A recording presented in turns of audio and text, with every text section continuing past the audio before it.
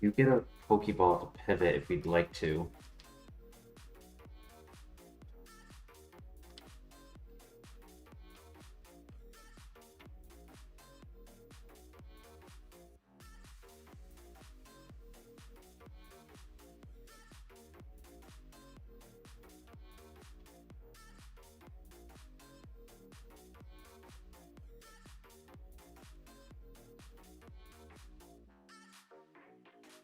Hey, little box piggies, first in the chat. How you doing tonight?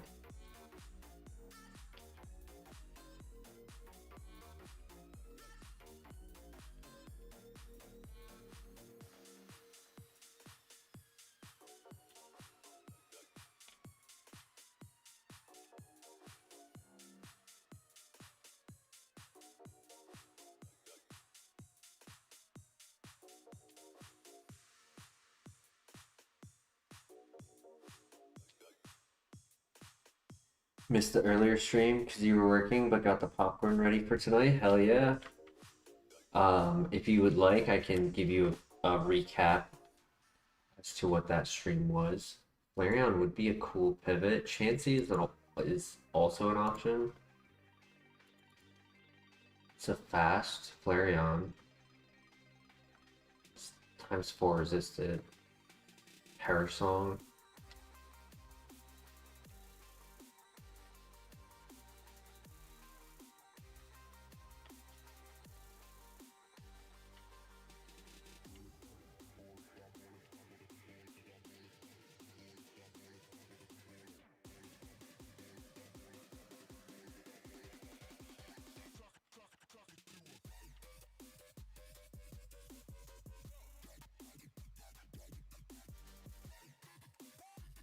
Currently, the current environment is not exactly like that, but I am planning things to have that in the future. So if you know what like fantasy football draft league is, there is a version of that for Pokemon called Pokemon Draft League, where in this version that I'm doing, there is an A league and a B league. I am in B league because it was more of the concept like, oh shoot, we have actually a little bit too many players, so this is going to be like how we format it, and I was one of those later players. So I describe it that way because it's not like based on skill set or anything like that to separate the two groups. But each league has consists of 8 teams, 8 individuals who draft 10 Pokemon. And then for 7 weeks, you battle each person of your league. This was week 6. It is VGC format, and VGC format is out of the 10, you make a team of 6, and you bring 4 per fight. Yo, Caffeinated Beef, how you doing tonight? Welcome, welcome.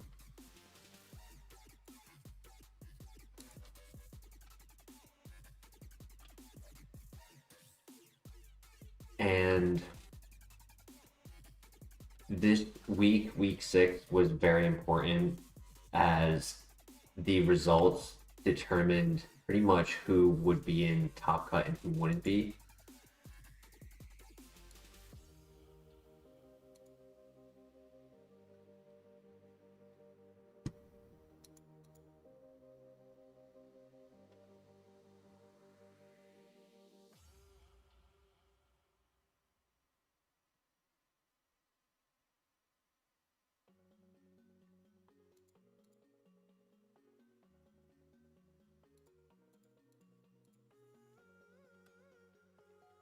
Nice, good catch. We just started Caffeinated. This is the first file of the night.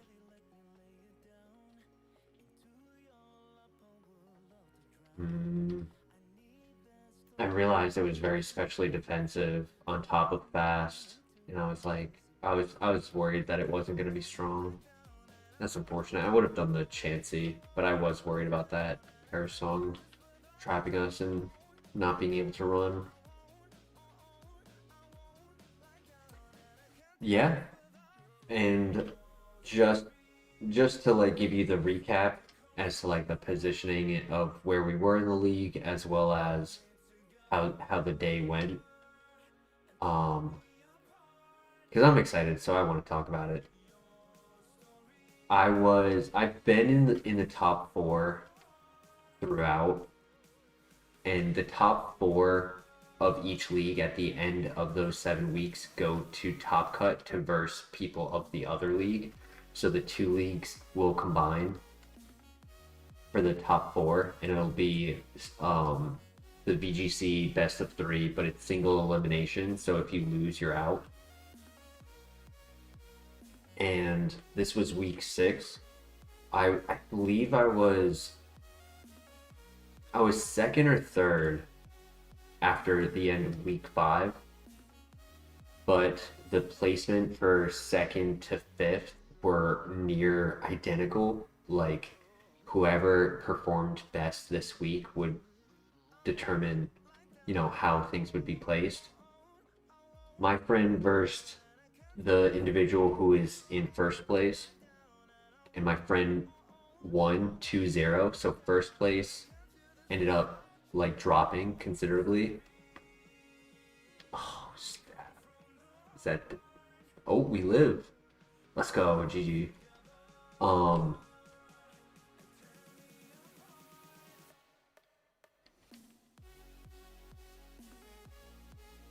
For our match, we were versing. I was third place. Actually, now that I remember, I was third place because I was versing fourth place.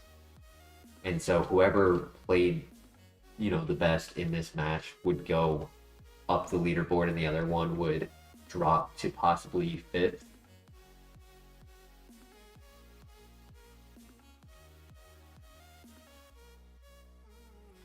I chose to bring no Mega this week.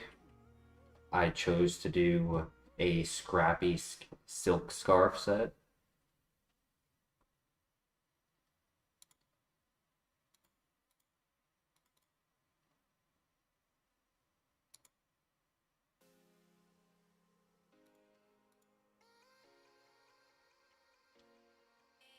And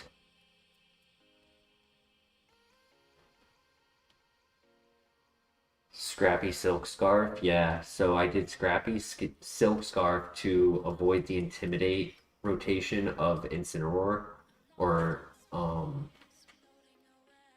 then also to have Fake Out Last Resort as my two moves, and that made it so I didn't have to run like a Dark type move to cover Ghost types.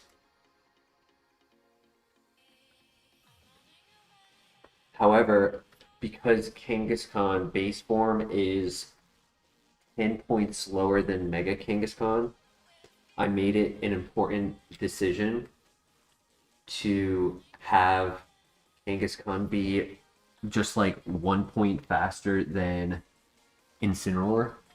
So that way, when we would be in those fake out scenarios, my fake out would always go first.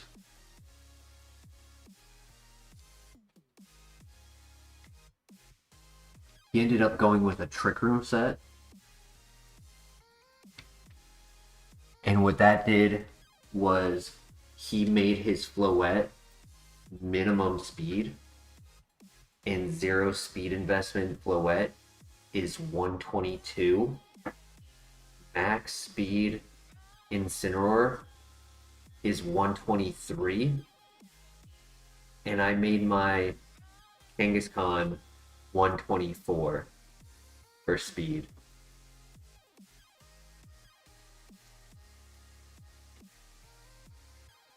Game 1, I led Kangaskhan and there we go. Led Kangaskhan and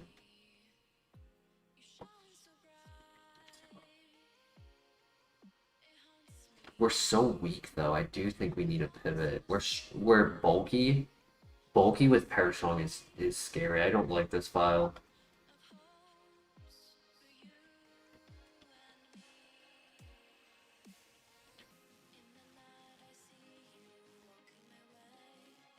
Ooh, even worse.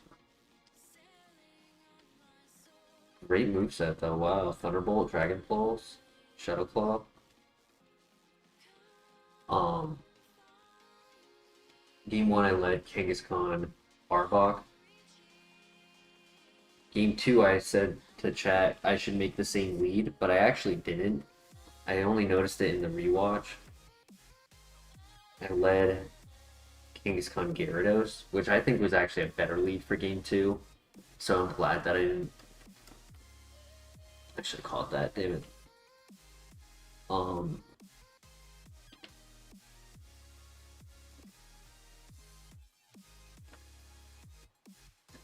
But yeah, game 1 I rotated Intimidates with Arbok and Gyarados, slowing down the pace of Trick Room until I was out of Trick Room and was just able to win the positioning. So I won game 1. I got 4 knockouts, he got 2. And then game 2, man, I wouldn't be able to give like a perfect play-by-play description because everything mattered for that game. But some highlights. I had a coil up on Arbok near the end, and so he went for last resort on the Arbok, which his Basculegion was Choice Scarf.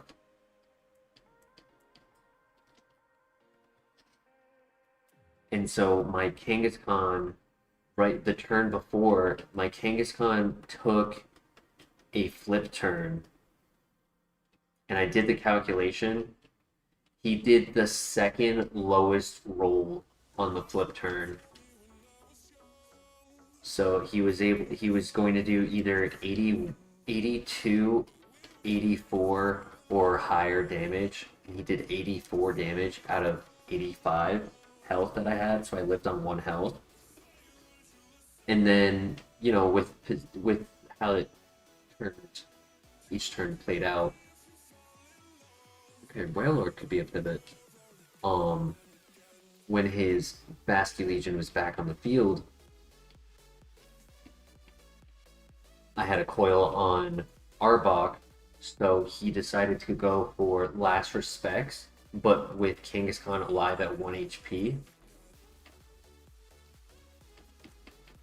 I was able to position Kangaskhan back in with a fake out and then be faster than Floette with that extra 2 speed. And he was locked into Last Respects. Ooh, Moo Milk, nice, the goat milk. He was locked into Last Respects onto my normal type, which was immune. So game 2, I won 4 knockouts to 3 knockouts. I only had Kangaskhan left with 1 HP. And my scrappy Last Resort was able to clutch up because it can hit ghost types, but ghost types couldn't hit it. Oh, PP Max, yo, that's clutch.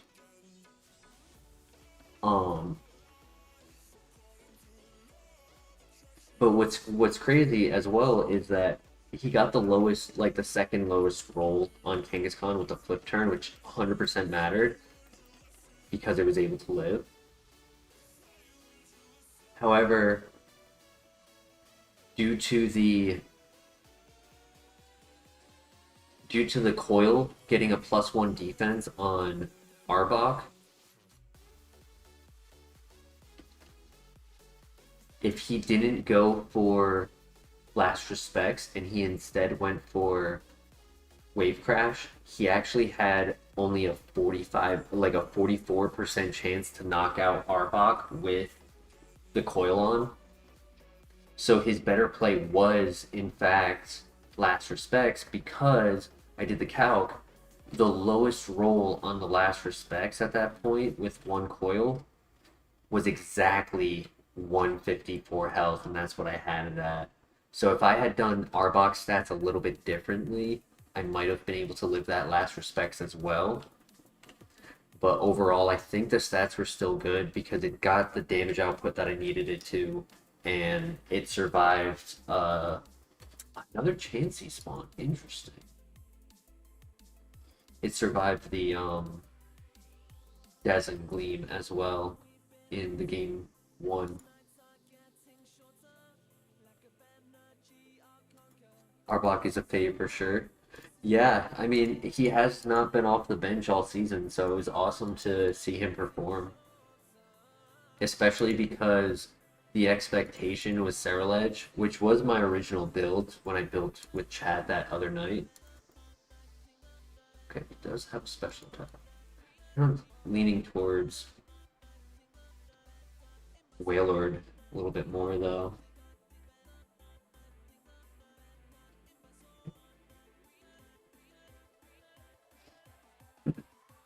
So it was just cool to have Arbok, who was not expected, just be able to perform as well. And I really don't think it was one specific piece that did everything for me.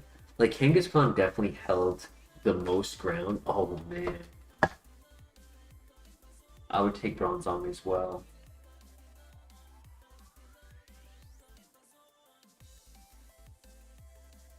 Bulk up, interesting.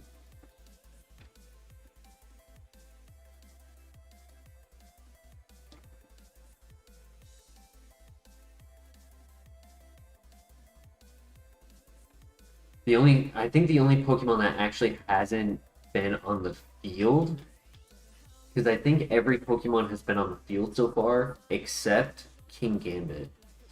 Unless I brought it one day on, I had 2 weeks where I lost, and I think one of them I tried to force it, thinking it was okay, but ended up not really working. I think it just like died that week.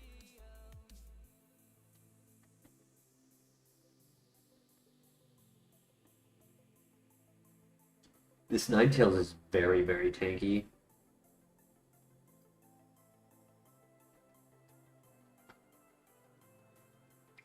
So I don't know how strong it is on the physical side. Same with Chansey.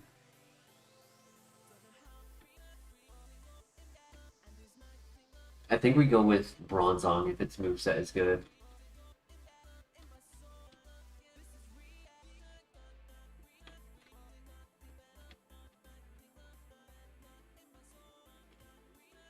Sounds like a pretty awesome battle. Neck and neck, where it actually came down to 1 and 2 stat point differences. It really did. Yeah. I think one of the funniest things though is that I didn't remember the perfectly how I made my Pokemon, and he typed me a message saying like, "Man, that was really unfortunate. It lived on 1," and I responded calculated, just as a joke, and I looked. I had 0 HP and 0 defense. I did not let Kangaskhan respect the physical attackers because I thought normally they would be intimidated. Obviously, not always if he does good rotations, which is how that sequence came to play. Is that Basque Legion was not intimidated in the moment.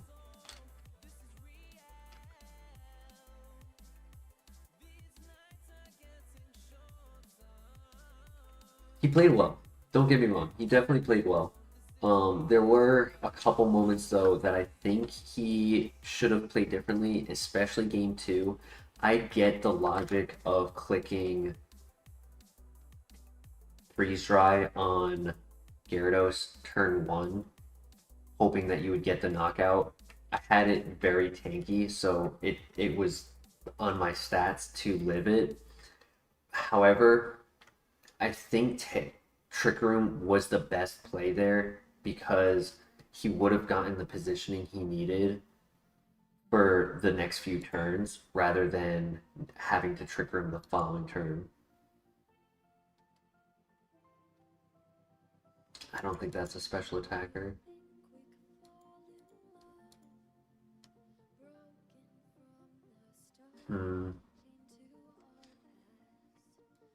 We could do Chansey. Maybe the evolution is a physical attacker. What do you guys think? There's a few options in this one patch, but that's it. It's Chansey, Wailord, and Bronzong.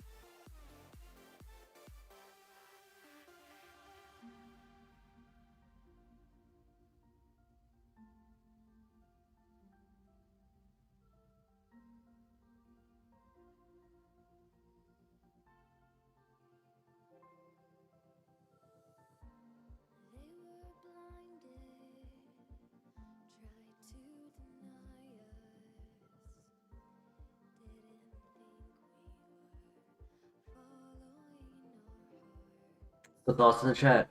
I was hoping somebody would respond. Bronzong, Wailord, Chansey.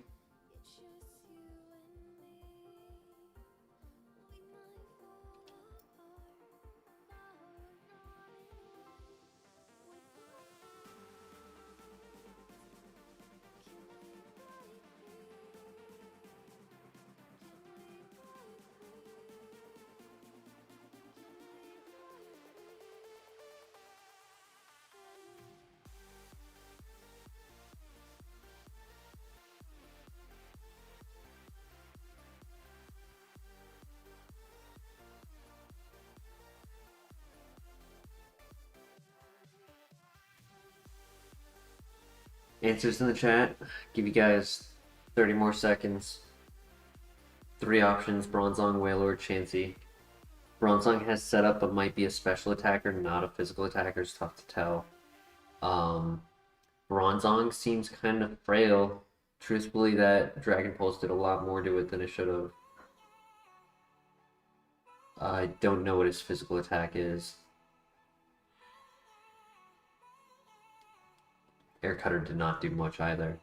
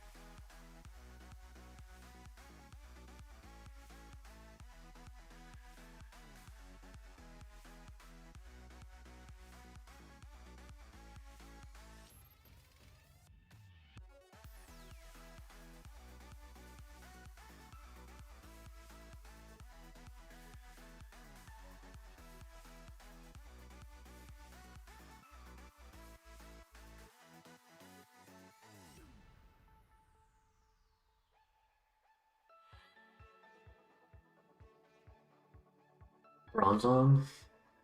This is honestly leaning towards either of the others, if I'm being honest. If we do Bronzong, I don't think we do this one. I think we do the next one. Because that one's, if it is going to be a special attacker, it's most likely has a minus special attack nature. Just from what it did.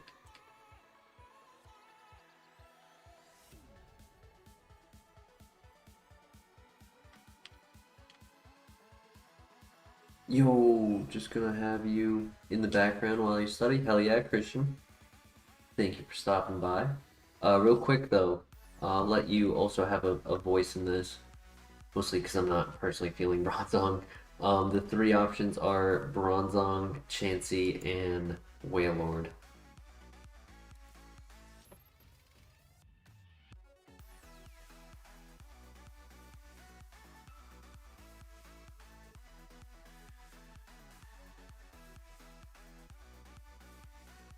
Don't know any abilities, but we know the moves. Um, our defense is so high that it's tough to tell if they're physical attackers or not.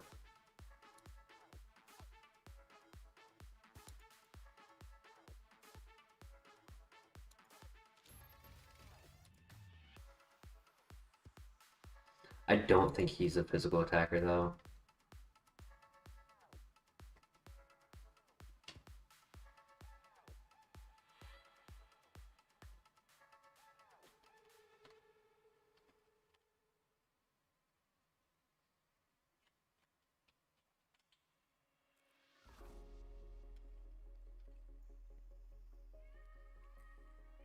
Chansey has Punishment, Iron Tail, Petal Dance, and I think another grass move.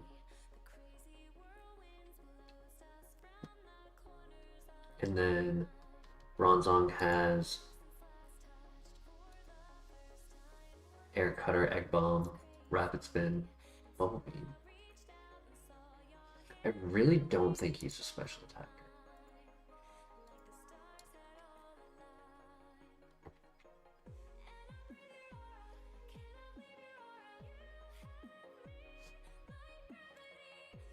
He is not, what's it called? He is not normalized.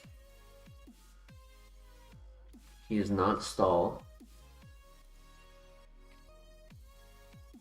I went to the wrong calculator. 15.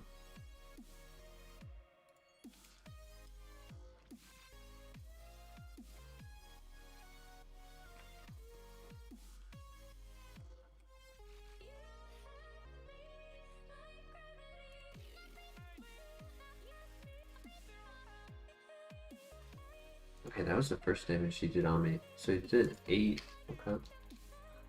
Special times 2. Move is 65 base power. Level 5. 6 to 11.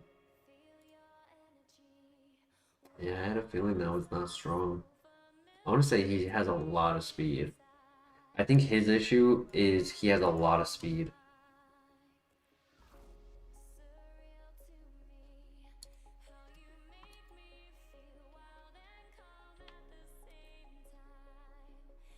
Because his special defense is not good either.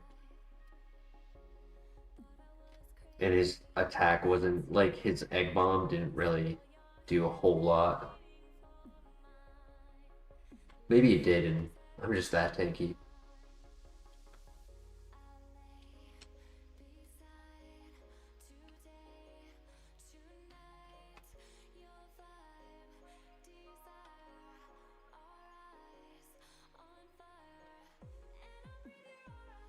Razor Leaf, what's the other one?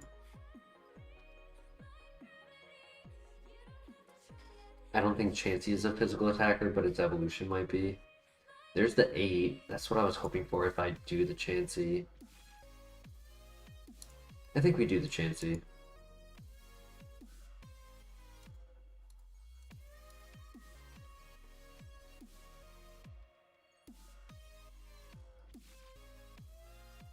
Because it was in the patch with Flareon, and I didn't go for it. Water Absorb is interesting. Speed Nature is interesting. Minus defense is unfortunate. It is a physical attacker. You know, this thing could have been a runner in and of itself. Like, as a 450 BST Pokemon, this is actually really good stats.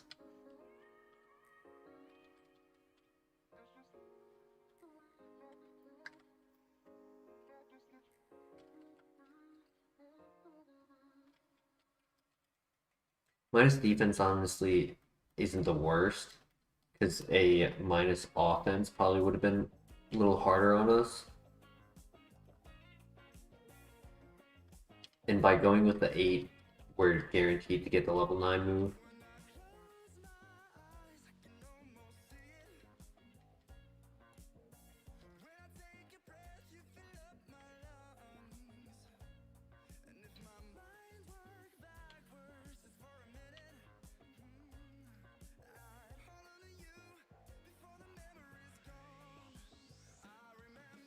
Alright, so it would have been a mono level 6 Chansey anyways.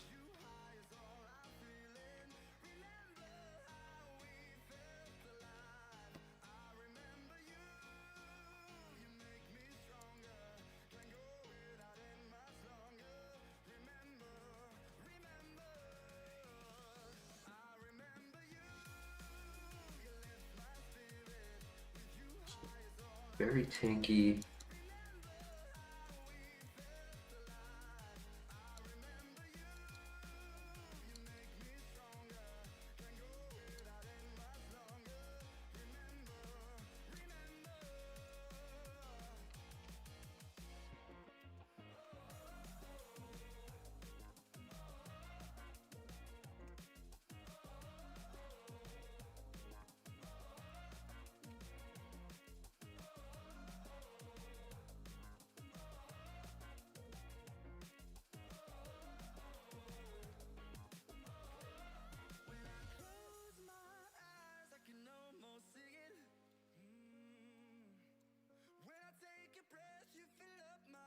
Yeah, I'm really hoping for a Snorlax evolution or Porygon-Z.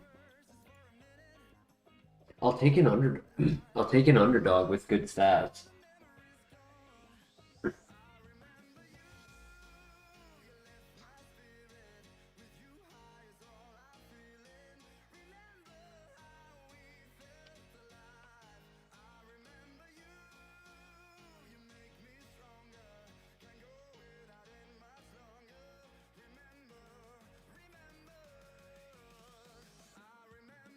If this Chansey was this strong, though, I think the Bronzong was a physical attacker, and I misjudged its Egg Bomb.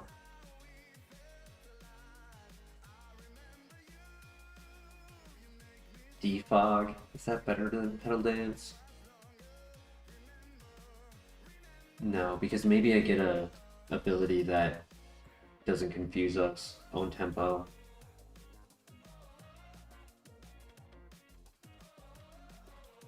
I miss.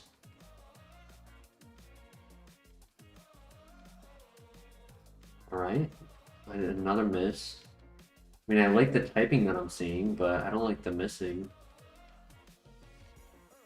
And Sandstream. Alright, GG. Miltank. I had a feeling. When I said underdog, I was thinking Miltank. Oof.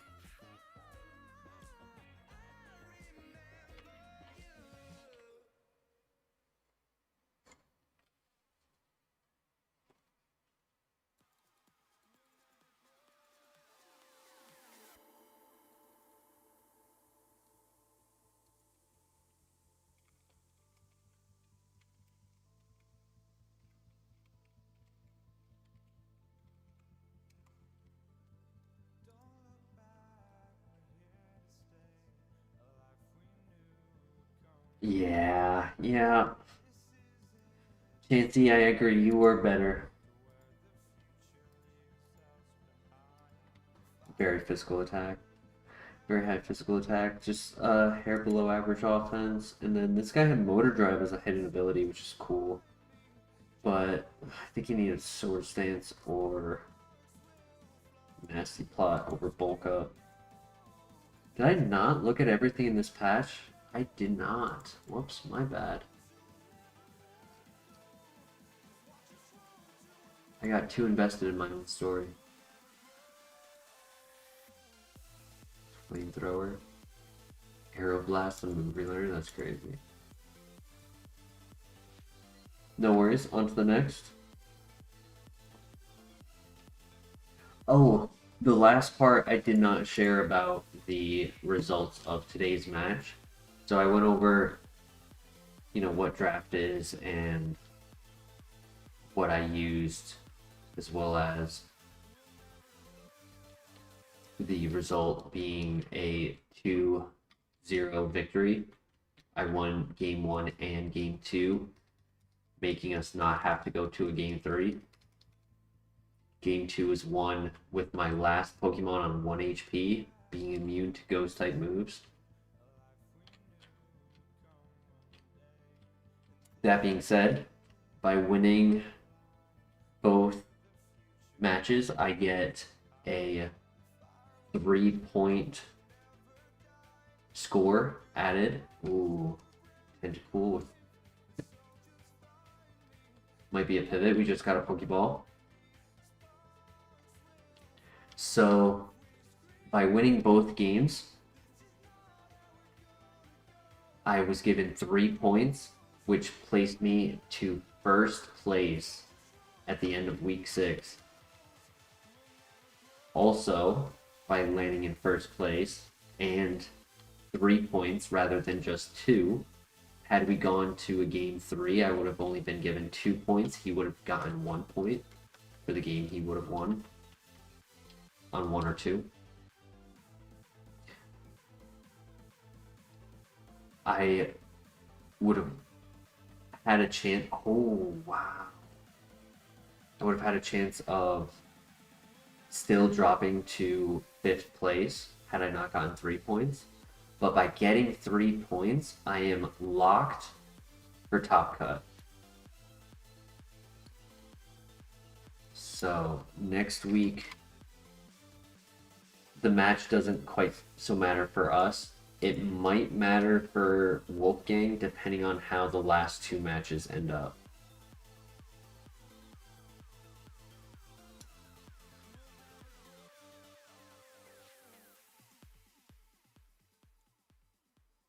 That did 3, 7.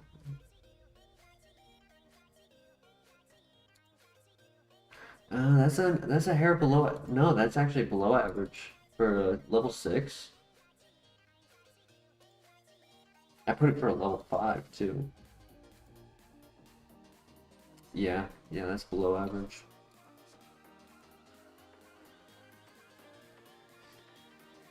That would have been cool, you know, because Claydol definitely is not a common runner for us, but Stab Extrasensory is not typically something I would pass up on. I just don't think he's strong enough.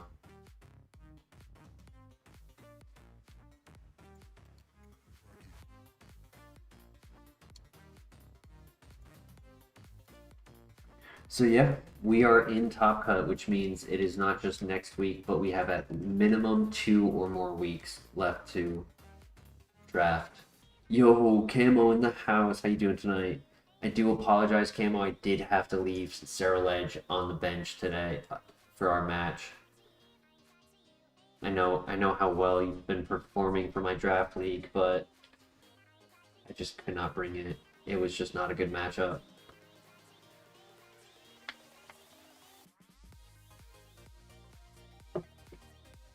Let's beat this game? Hell yeah.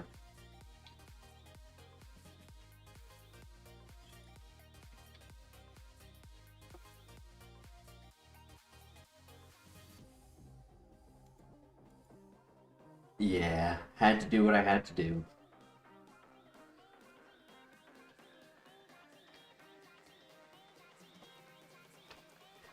We won. That's what matters.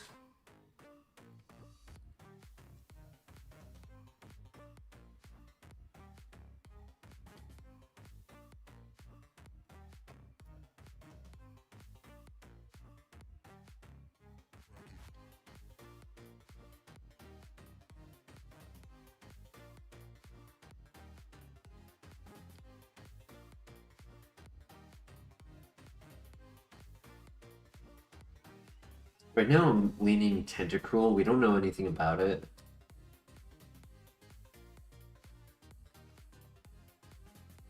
But I'm worried that Golduck is also slow.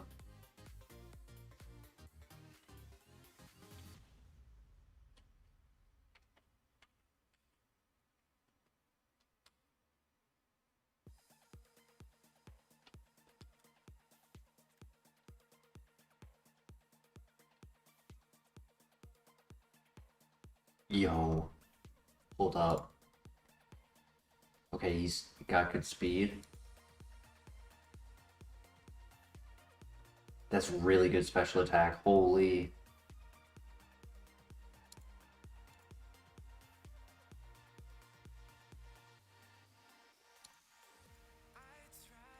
Please catch. Nice. Just be 14 speed.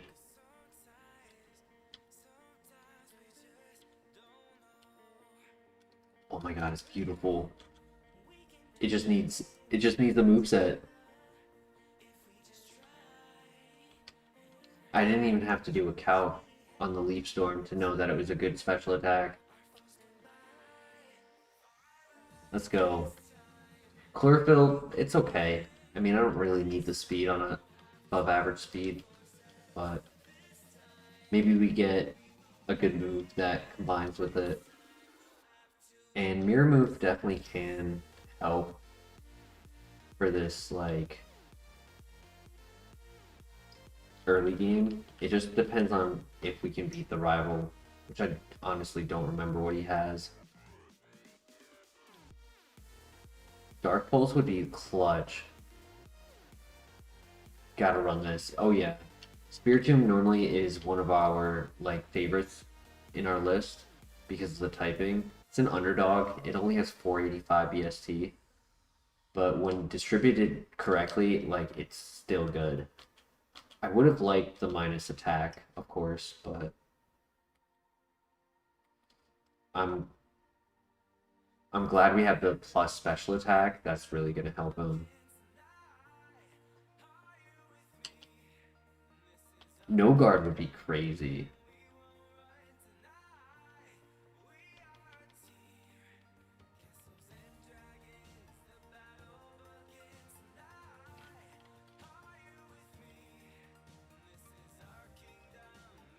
Change the title, whoops.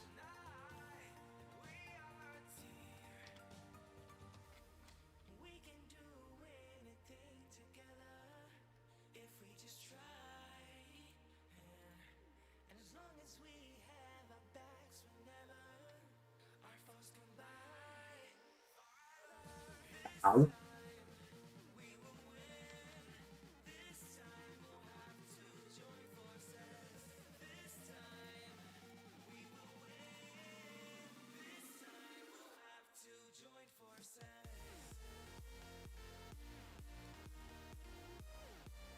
I was worried that would kill me, damn it.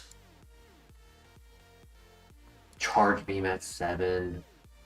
But that's it. It wasn't getting anything else. Judgment on Move Relearner. But it wasn't getting to Move Relearner. Not without Thunderbolt and Eruption. Tentacruel was slow. Espeon was weak. And Claydol was weak. He was not bad. It didn't have a moveset. Magmar, just slow. Flareon. Rockhead. Split offense, really good stats. Ice Beam, Water Pulse, Eruption, Earth Power. Wow, that was the runner. Does it have anything for Rockhead? No. So you definitely wanted the Super Lock. It's not bad. Fire Plunge, Magnitude, Color Change. Unfortunate. That would have been a cool. Because like you said, makes it an awesome sleeper mon. Not everyone's favorite because of the lower BST for real. And this generation does not yet have fairy type, so it just makes it 0 weaknesses.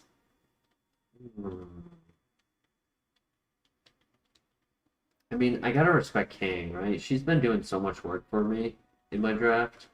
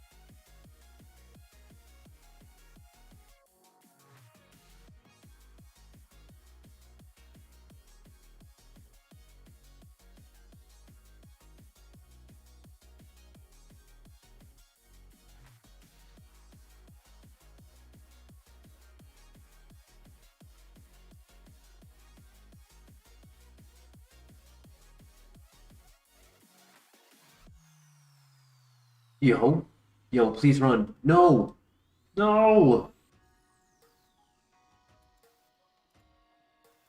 Oh, try attack, dark pulse, focus miss. No heat wave though.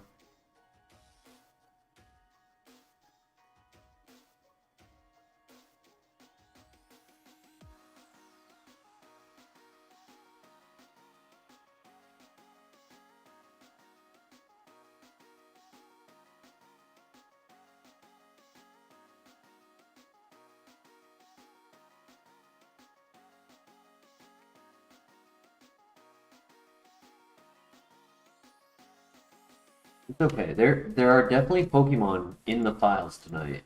We just have to have one of them also be in our hands.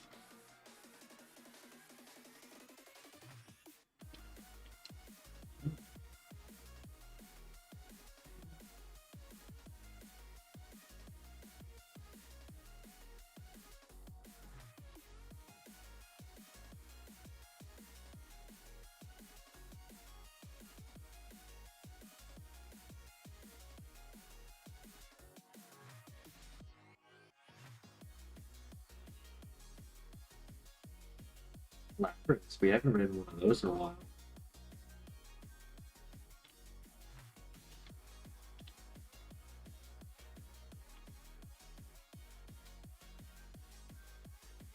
Another Pokeball. Okay, we could pivot.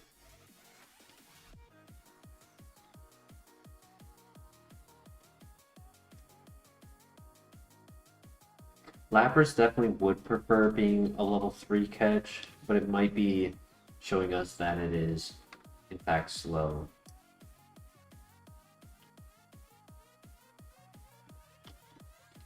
Because a level 3 average should be 10 speed.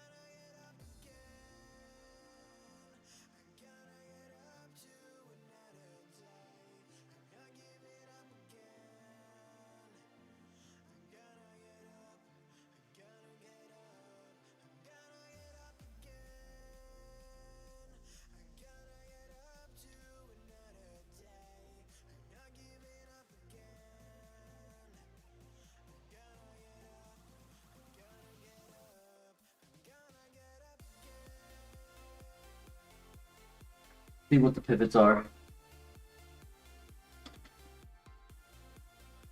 Kinger's been a minute since it's had a runner. Shuckle, interesting. Slow. Strong, but slow.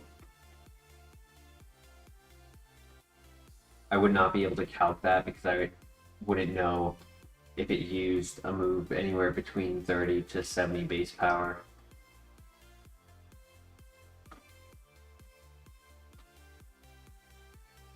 It could be stall for its ability, which would be even worse.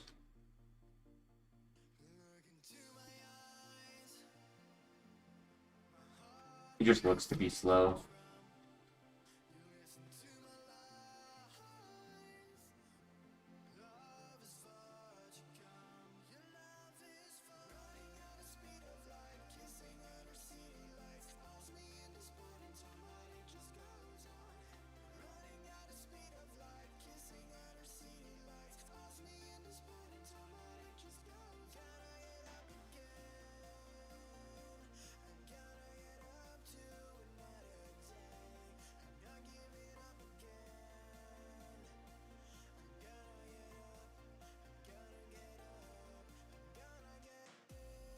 Speed boost Lapras, yo.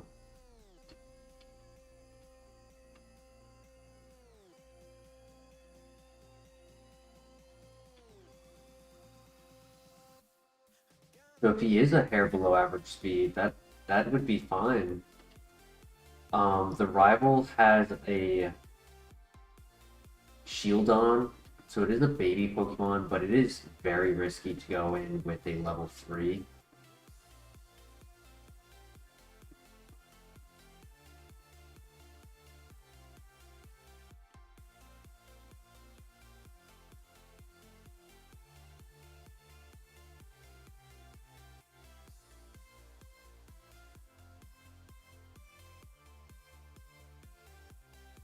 That was a strong Horsey. That Bug Bite did more damage than I expected.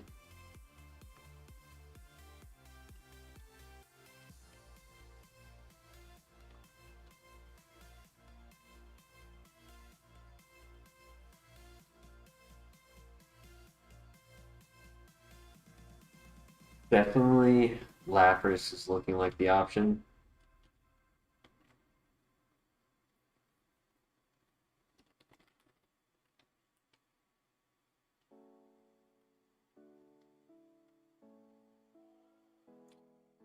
Wow, I'm glad I scouted the 3. The 5 has a Horn Drill. It could definitely knock us out.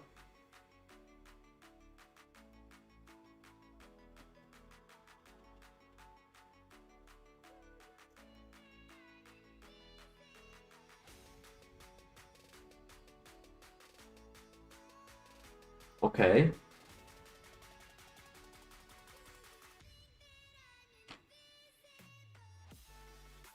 Hmm.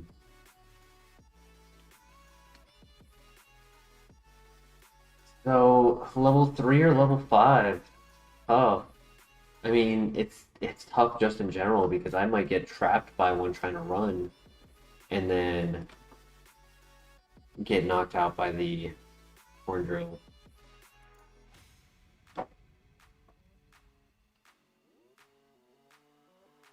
Oh, whoa, whoa, whoa.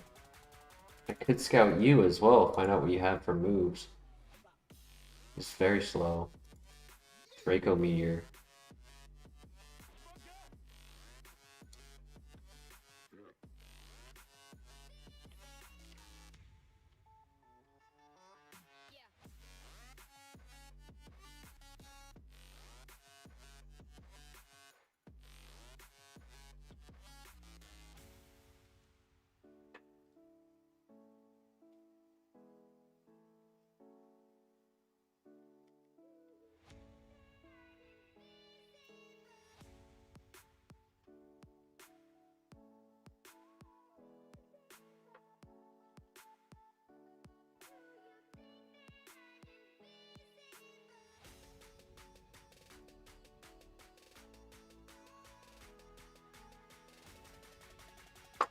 Doing the level 3 definitely would be tough since it has Draco Meteor.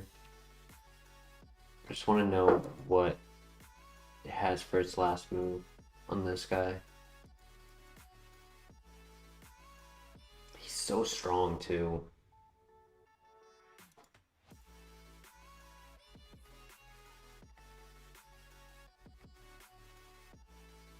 You're not gonna show me, are you?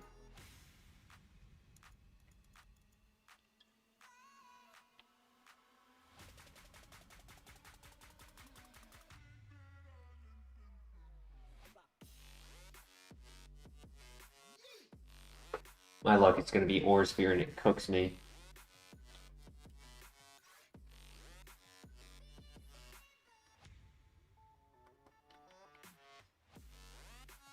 I kind of want to risk the level 3. It's definitely risky, but I have a timer ball, so regardless, I do need to take multiple turns in the fight, and I can at least be immune to the Horn Drill versus level 3. Oh my gosh, dude! It does get uh the guard swap at level 4. I was predicting that, and it has Charge Beam, dude. That's crazy. Hold up, let me do a quick check on something.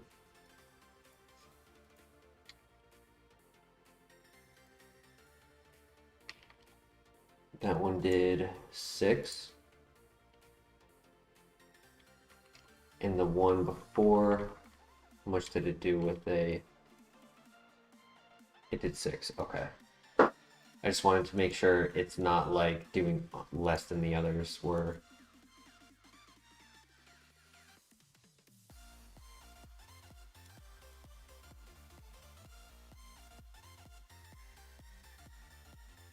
I gotta catch it next turn.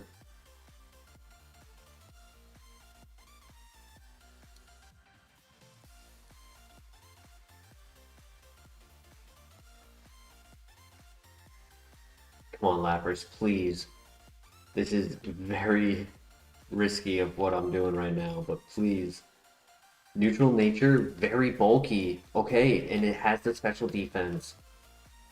It's a hair below average on both speed and special attack, but that's fine. I just have to hope that the rival doesn't have physical.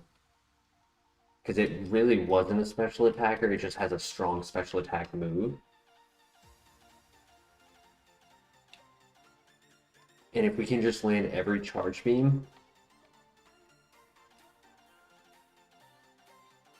I think we can win this. I think so.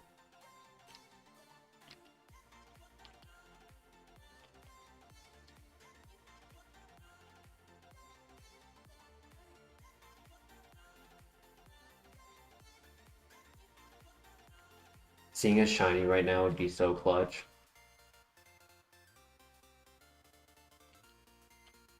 Nope, okay. 1 in a million.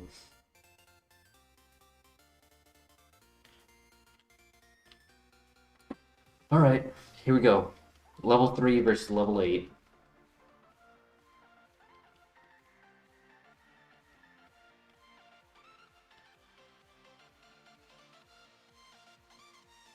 He took away my speed boost, but I'm actually faster, so that's not the end of the world. It's at -2 now.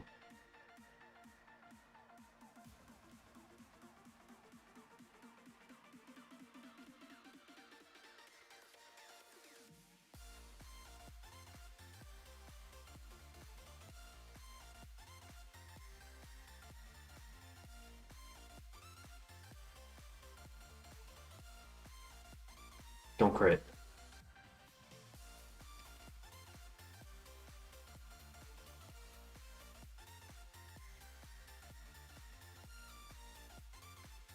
Come on, paralyze. There it is. Just don't crit a Draco, and we're good.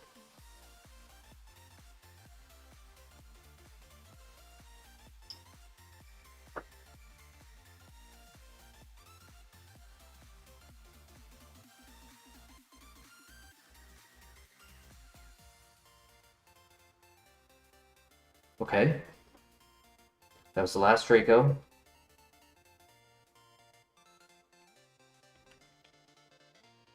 I could go for the KO, but I'm not risking a miss, because that does 5 damage.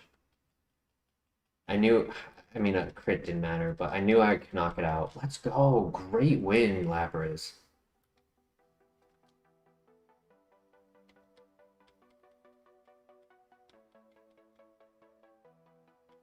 Extrasensory! Yo!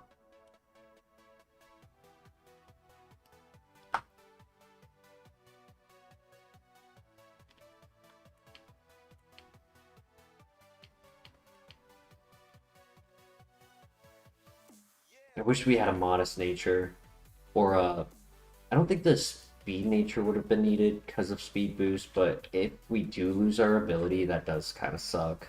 Or if they have speed, like Trace or speed boost themselves.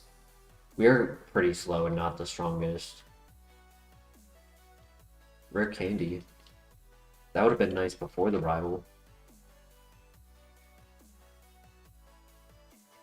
William Clift, how you doing tonight? I don't know if I asked earlier. I was kind of locked in.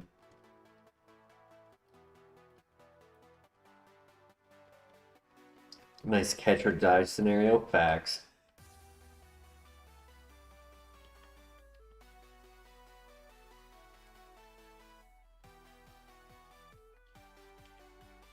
If we can get Dragon Breath to be Ice Beam, that would be beautiful.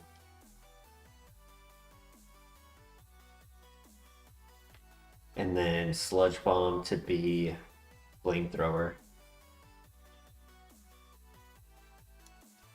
Other Lappers are really scary.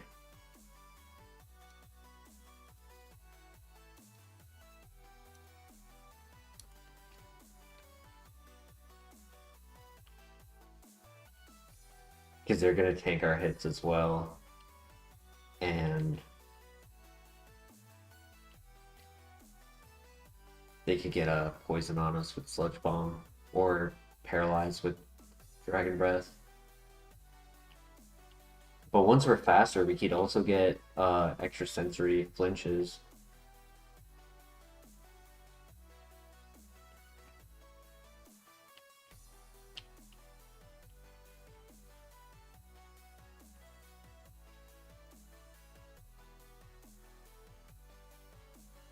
I'm excited. I think this can win.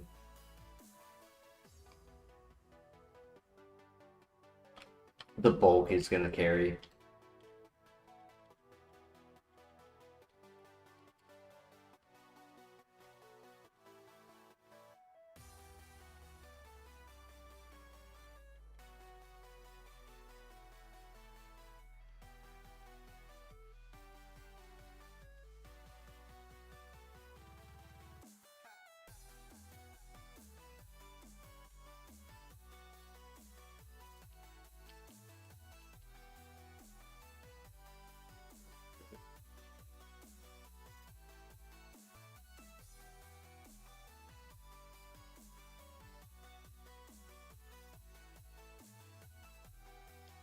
So, full send, right?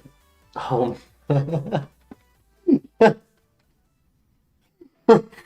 It's like I summon. Yeah, I say the I say the words full send, and then what happens? The game taunts me immediately, millisecond after. It's like, what about Metagross? Don't you want to run a Metagross? The game said no.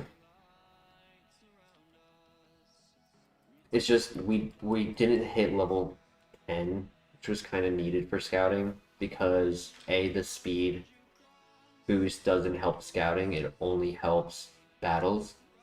So like it's based on our 16 speed trying to run. And two, that level up would have given us a little bit more health, allowing us to live Dragon Rage while scouting.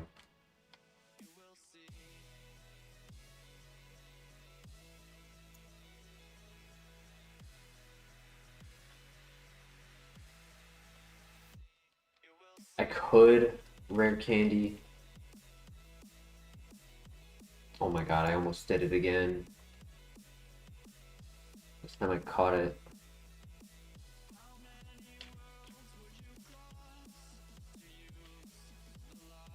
I just gotta stop using the auto clicker. It makes my life so much easier, but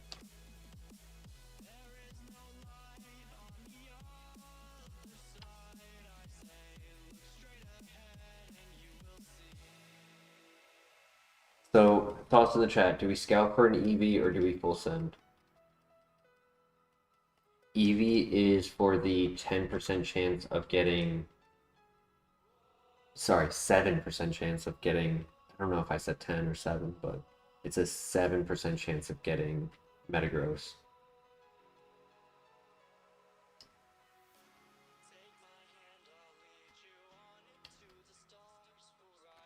Welcome, Black Claire.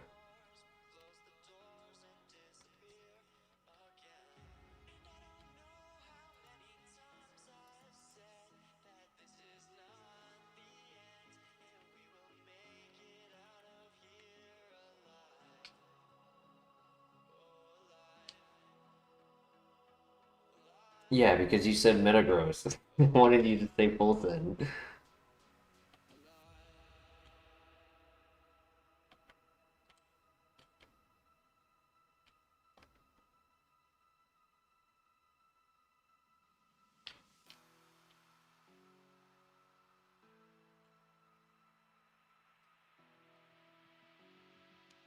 Yeah. Yeah, we go. We run. Nope, nope, nope. No, not getting trapped.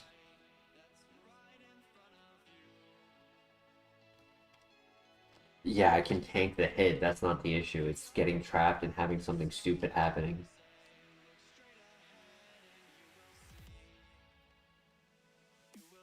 Alright, new move.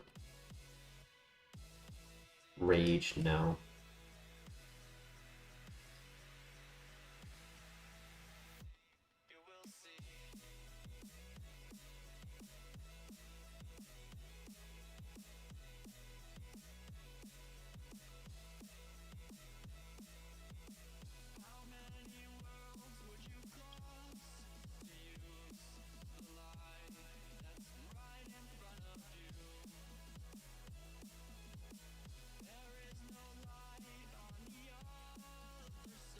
Yeah, I mean, essentially, we have kind of pushed that quote-unquote average number up.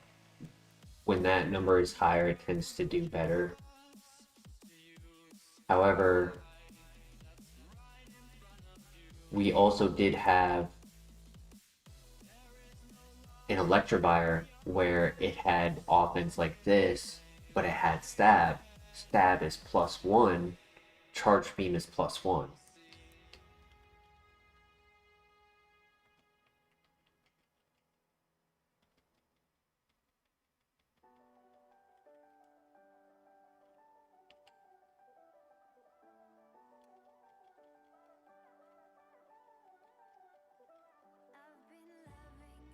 Yo, Laser Dog in the house. How you doing tonight? Nasty Plot definitely would be more consistent for sure. I don't think we have to keep Charge Beam, like, unless Nasty Plot never happens. If we never get Nasty Plot, I don't think we can get rid of Charge Beam. But if we do get Nasty Plot, then yeah, I think Charge Beam could be replaced. First concern is Shedinja answer though. Obviously, without it, there's always going to be that hole, including steel types. Charge Beam can hit a steel type, but it can't hit Steelix.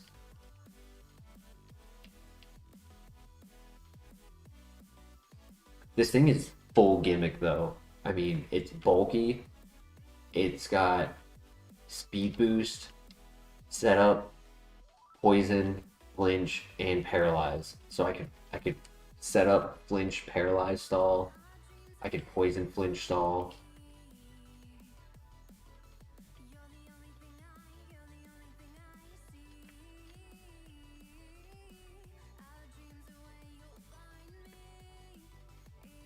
I mean, I could use a physical move in theory, because it's not much difference, but I probably would just ignore most physical moves.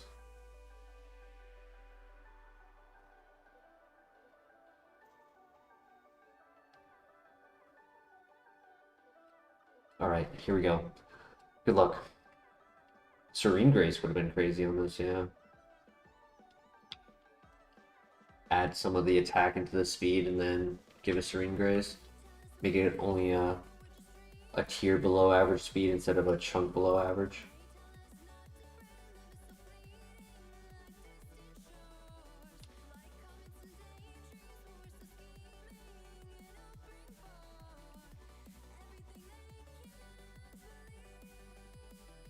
Knew it! I knew it! I'm so mad at myself. I almost did Sludge Bomb.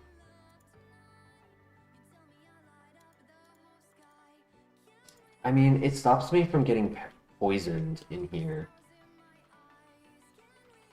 Body Slam?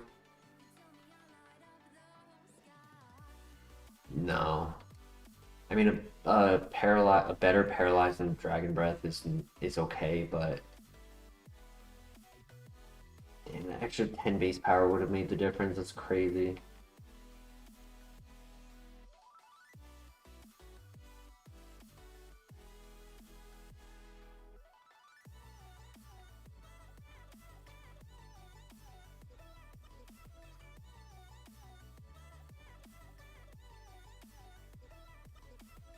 I just don't have any status heals, that's why it's annoying, and I don't have many heals either.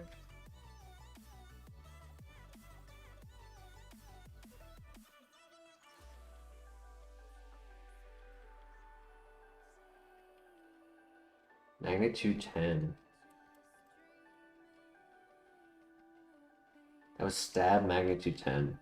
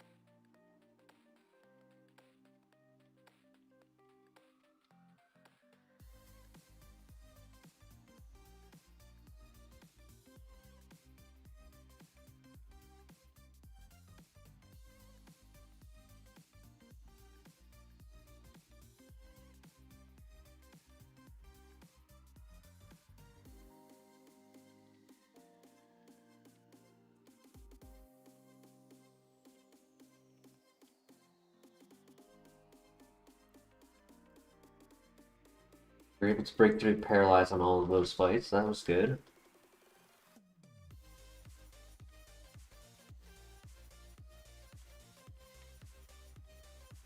Ooh. If I got paralyzed there, I was gonna heal.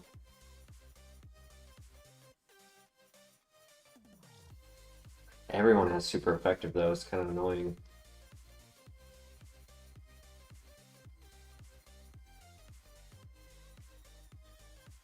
I might actually be faster.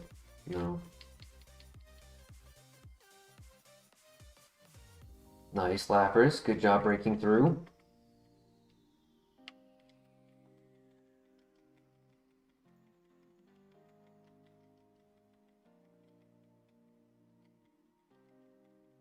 Dude, what is up with super effective?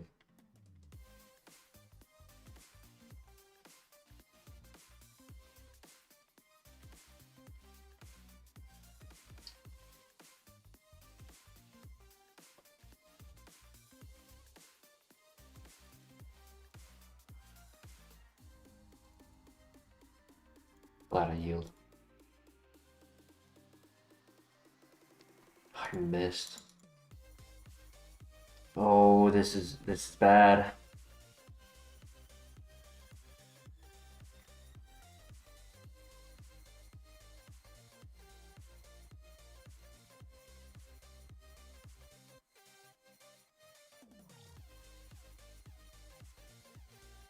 Nope, GG. Wow, the stupid paralyzed dude. Wow, I was not getting any other moves on level up. Calm Mind.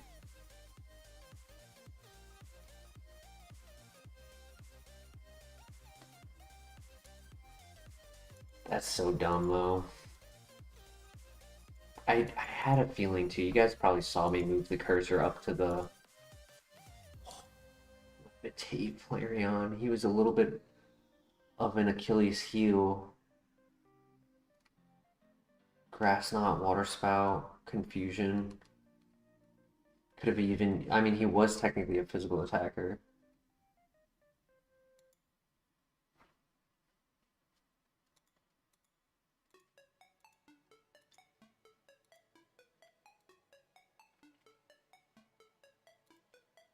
Sad. One choice to throw it all.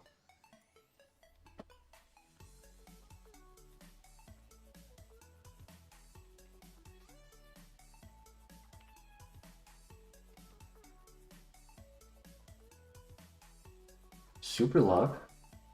Fast special attacker.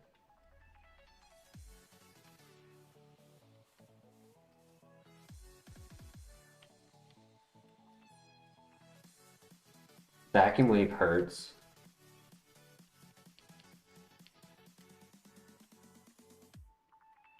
But really good nature.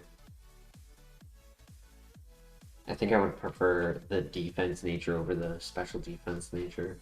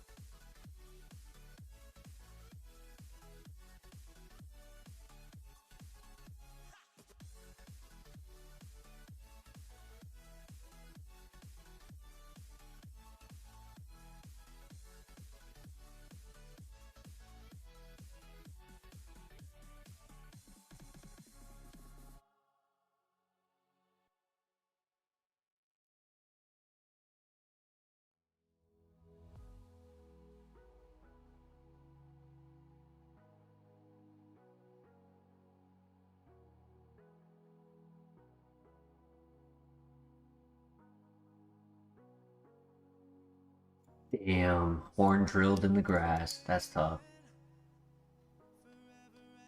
No other special attacks though. Um, Something I haven't mentioned yet. I went and saw the new Spider-Man movie today, and out of the respect of those who haven't seen it, I won't talk any like plot points in it. But one thing I want to mention is we brought candy to the movie theaters, and there was literally one lady there in the movie theater with us. There were no other viewers except one older lady in the seats, and it was just me and Lord Wolfgang. We saw it at noon on a Thursday, so I mean I could see why it was less like,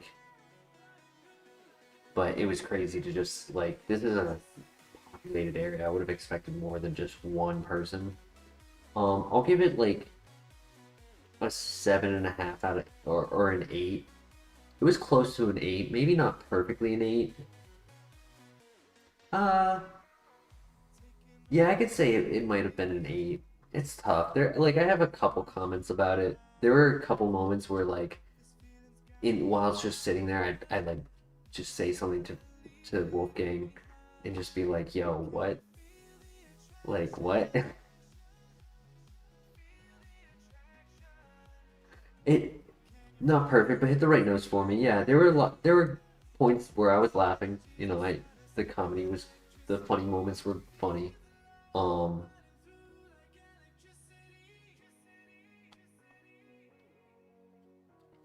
there's there's one comment about the cinematography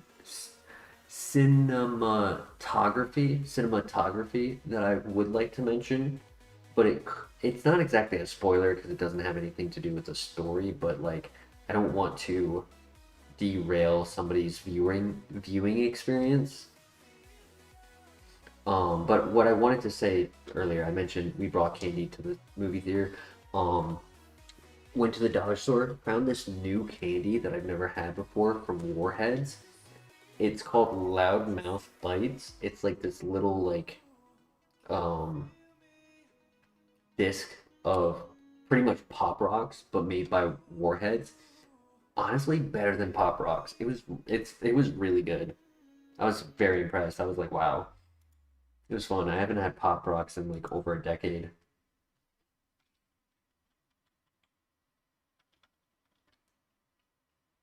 Oof. Motor Drive is cool, but where's that offense? Punisher kicked ass and had you laughing a lot. I enjoyed it. I gave it a 7. I'm a tough reviewer, yeah.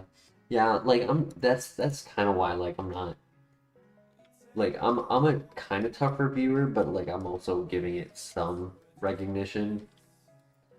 Like I'm not going too harsh. I probably if I was being a little harsher, I probably would have given it a 7.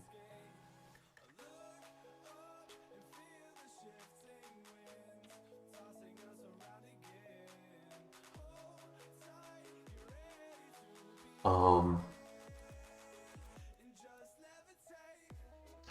there's something I want to say about the Punisher,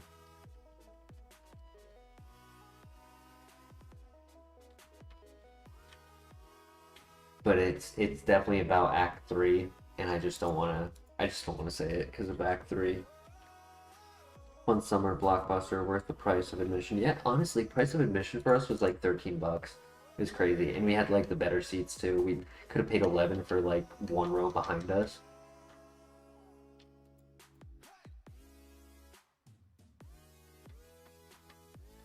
When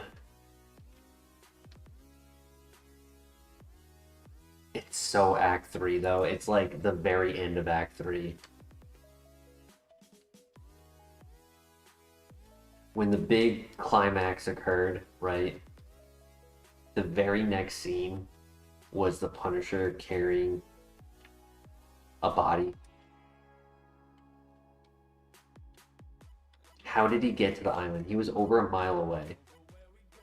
How was he the first one on site to go and get the like to pick him up and bring him to the hospital? Like what? He was a mile away. Well, you know, the body was on an island. Like he was an island away. Like he was on the land. And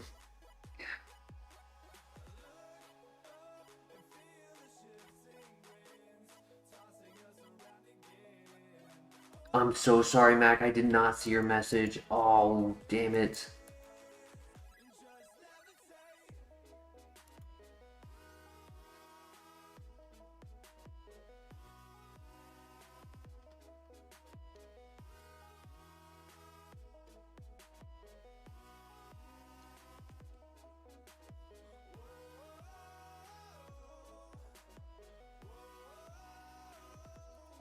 I'm sorry, Mac. I did kind of like slow my response, so hopefully you realized what I was saying and you muted in time.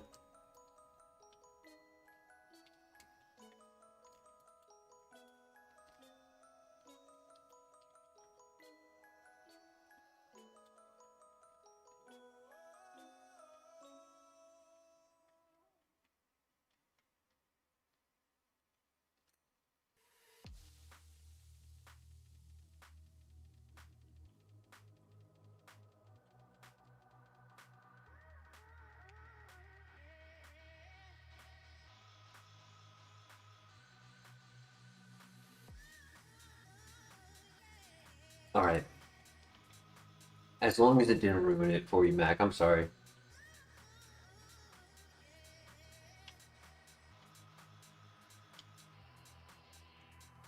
I was just talking about the new movie. You just came back. I was just talking about the new movie of Spider-Man, and I was making some references to the end of the movie, trying to be elusive with my wording for those who watch it would understand, but those who haven't, hopefully it wasn't too much of a. You're watching it tomorrow. Good thing you came by right after I said what I said. It was pretty good though. I enjoyed it. And then, like, the thing I was bringing it up for really was just that I had a new candy from Dollar Tree because I don't go to Dollar Tree very often. It's like these Pop Rock Warheads. It's like a Warhead candy, but with like Pop Rocks instead. Really good.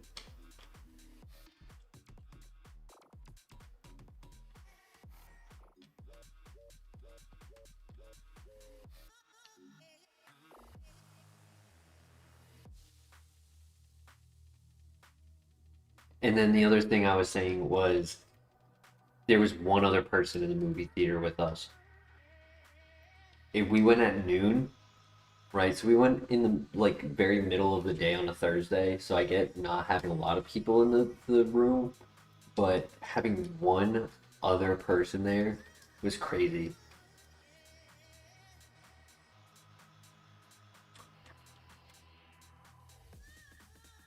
I agree, Laser Dog.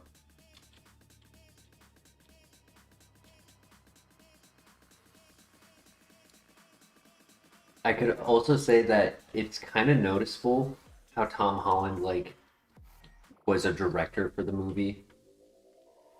Like you can definitely tell that there's like a difference between that and other movies in the. Okay, ooh, that was scary. Luckily, we're very specially defensive because that was scary. I was like, man, I missed mine, but he hits his. There is a Typhlosion in the grass, and it has a super effective move on us, so it has a fighting bug, grass, or an electric move. We don't have the best ability, but we have, good special attack and good speed, and two good moves. This could be a runner, or we could pivot.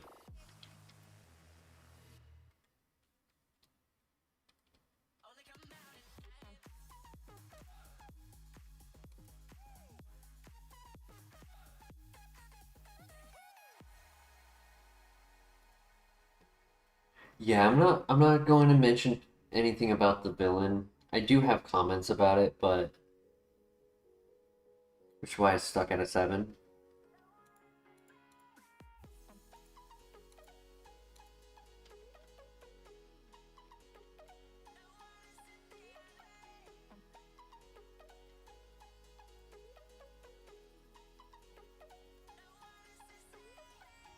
Yeah, I won't go any more into like the actual movie itself at this time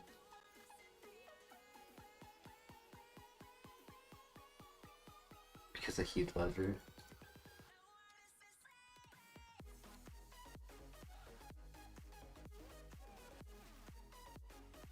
You ever see the clip of the Dark Knight when Catwoman was on the motorcycle and she was blowing up the tunnel rock like with the motorcycle the gun on the motorcycle and like before she takes the shot she specifically lowers her visors down onto her eyes, then the camera like goes to the explosion and then it goes back to her and the visor wasn't down on the next shot, so it's just like it's just funny to see like the miss, like you put in the effort to show that before you and then don't keep the continuity. You like this mon? I am curious about the Typhlosion, though. Ooh, it would definitely be risky to check. It's fast, very fast.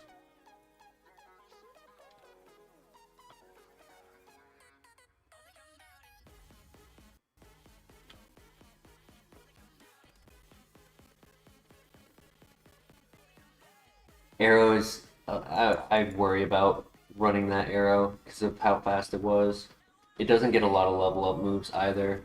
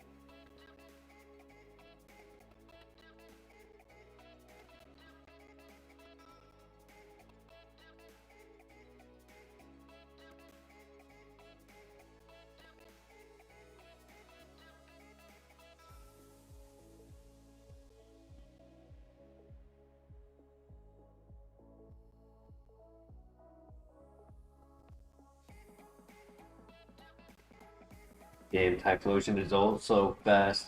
Danger, welcome, happy almost Friday.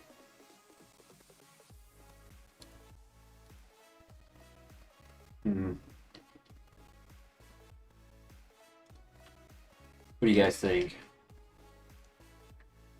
There's Aerodactyl. There's Typhlosion.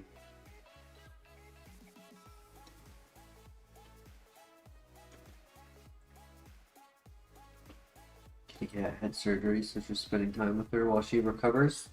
I hope it's a perfect recovery.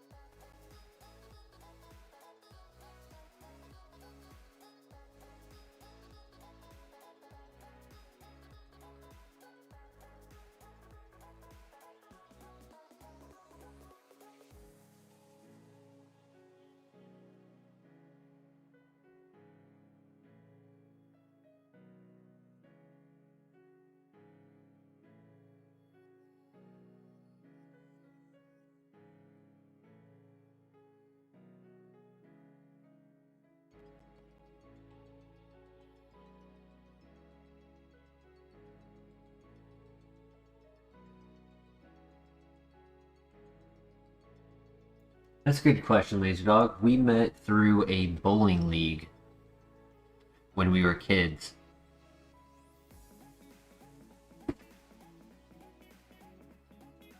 He lived in a different city, but it it was like his city was right on the border of where we were, so it wasn't too far for him. And he and his brother did the bowling league, and we honestly didn't. He did technically, he did live in Massachusetts while I lived in Rhode Island, but he lived on the very border, like, and I lived also on the border. So like the location we were going to were, I think it was like 10-15 minutes away from each of us to the bowling alley. Um, and like first few years, he he was closer to my brother, like more of acquaintances with my brother because they were just older. But then as I got older and we all got older, I ended up going on to the state travel league for our like location. Each bowling alley, their team kids would have their best players do a state team as well. And because he was in Rhode Island, even though he was a Massachusetts resident, he was also uh, on the Rhode Island team with me, and so then that's how our friendship kind of blossomed from there. Oh yeah, only reason why I moved to Georgia was because he lived here. I would not have chosen this state or location had there been no one.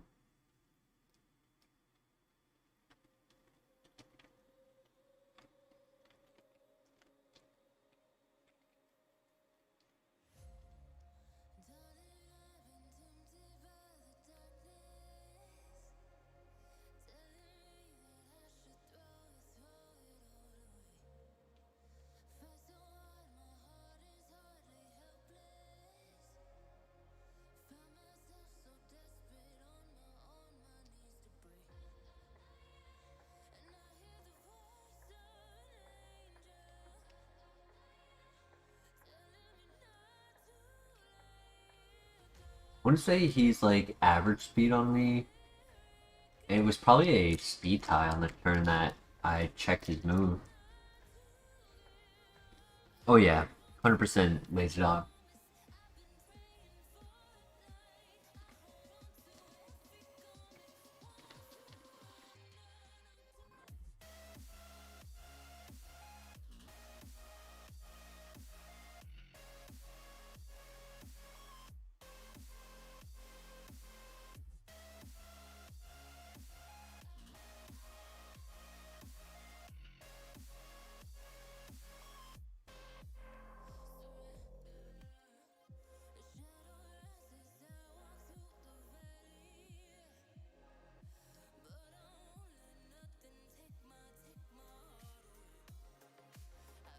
Ooh, he is not a special attacker. 4 to 11.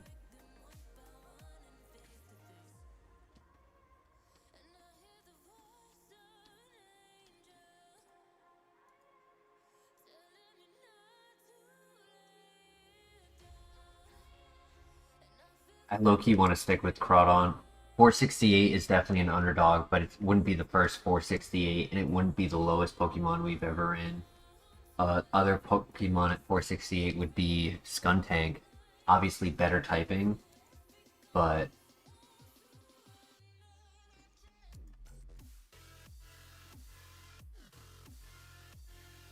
maybe we get a good move at 7 to justify this decision. Something like Dark Pulse would be really nice.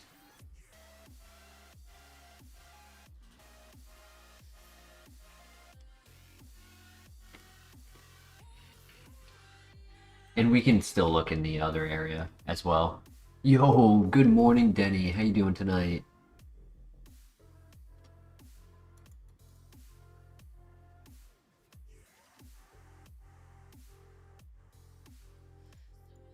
Absorb? I can't use that. Damn.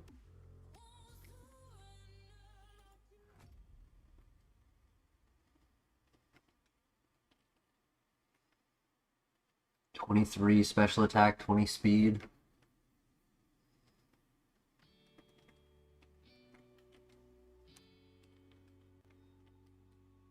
Cherry berry, nice.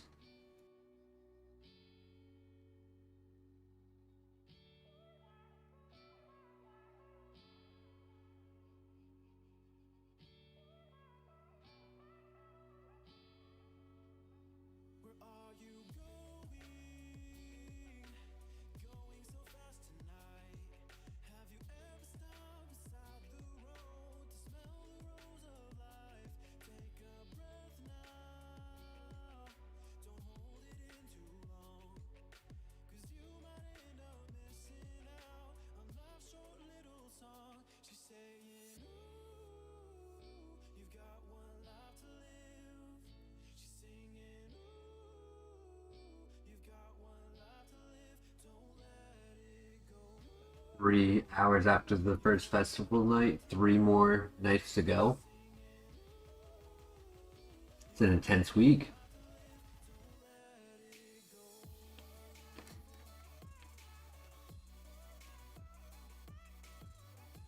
Guess you're not 18 anymore.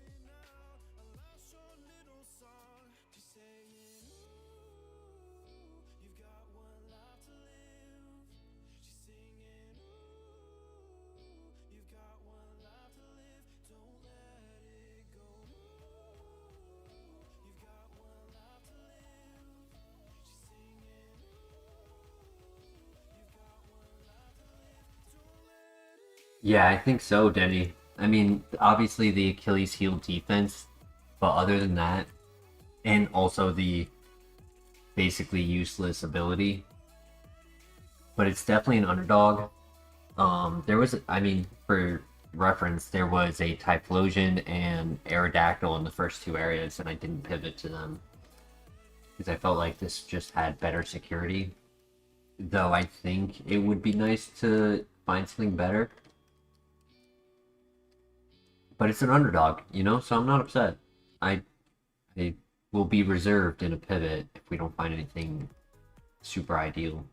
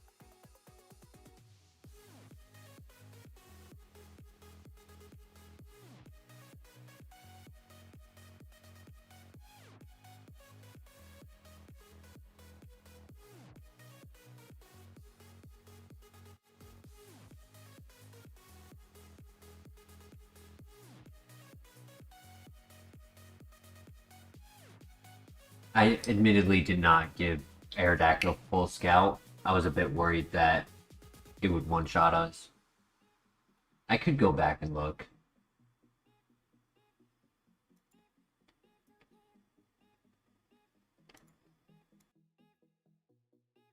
Jeezy Heezy, welcome. Slacking would be a sick runner if it was legal. Tragic encounter, yeah.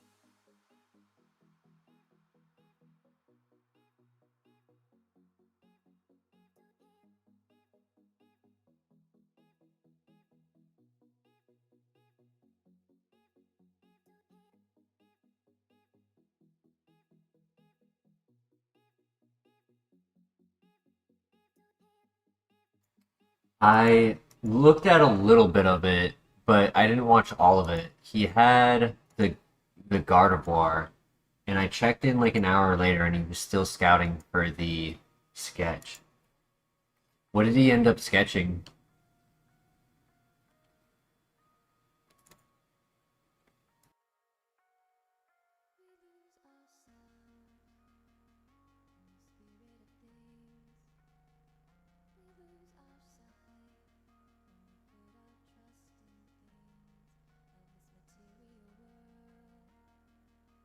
True, Dugong could be an underdog as well. There is the Slowbro. I don't think it's a special attacker though.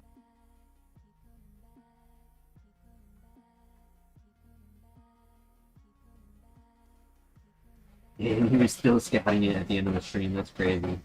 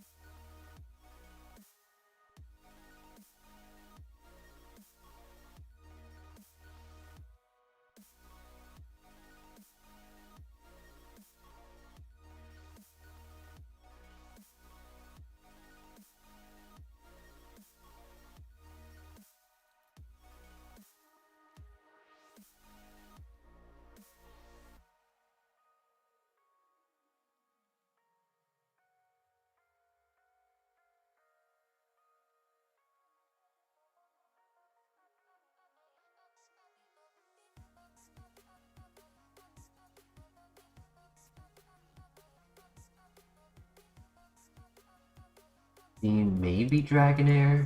Be interesting.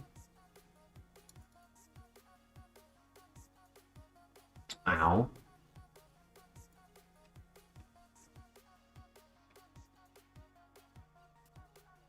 I mean, technically there are options, right? Slowbro, Dragonair, Victory Bell if it had good moves,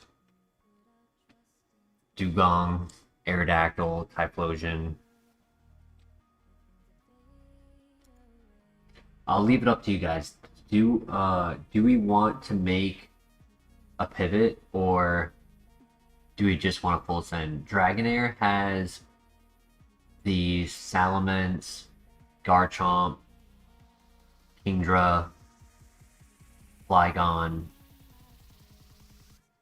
and yeah, I think it's 3 600s and 2 540s. It's just not Dragonite yet. It would be Salamence, Garchomp, Kingdra, Flygon were the four that I said. I didn't say Dragonite.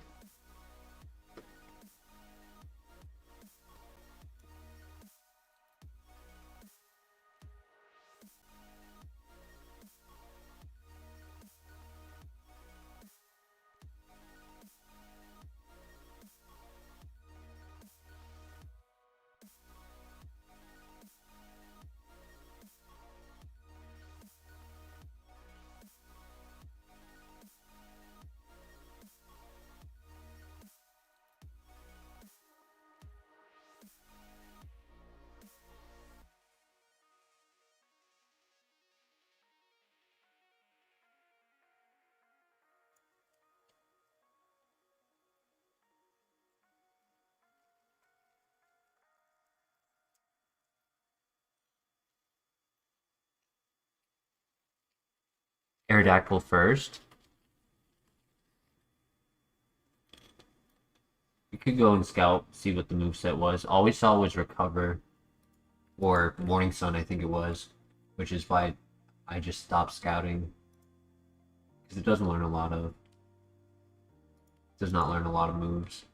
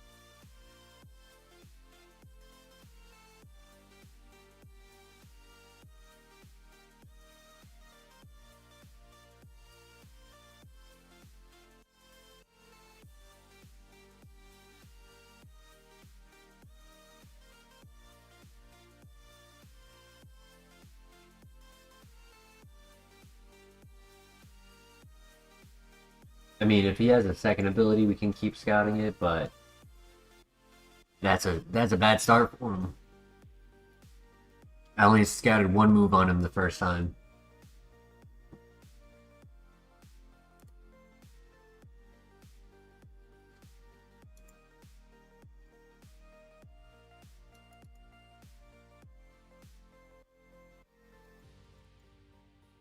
Okay, he has two abilities. That was a crit.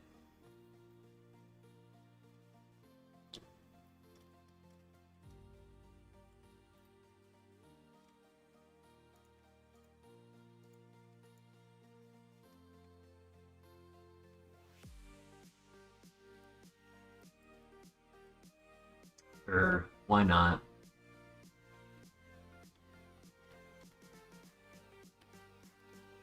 Oh, oh, oh, oh. Wow, bad nature, but serene grace on a good mon.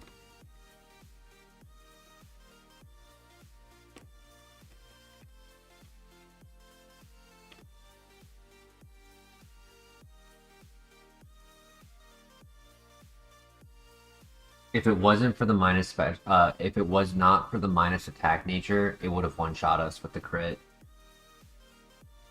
If the nature was flipped, though, it would have been insane.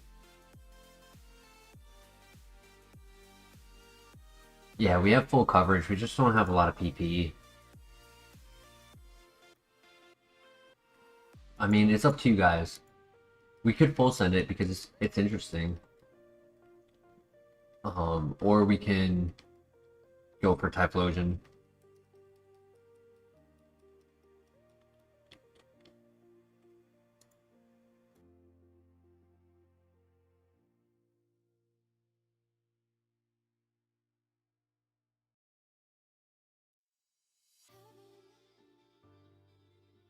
I do really like the 60% para.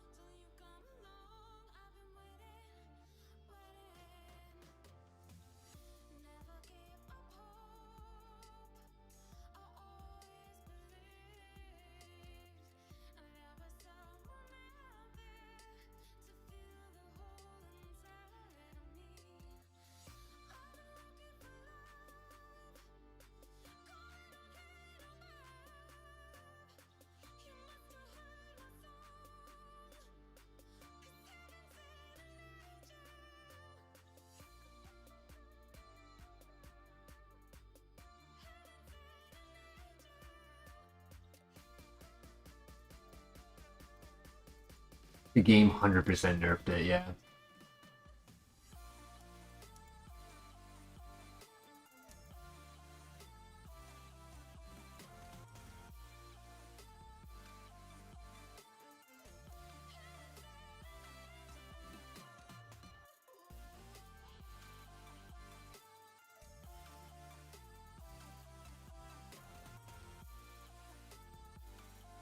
The crit.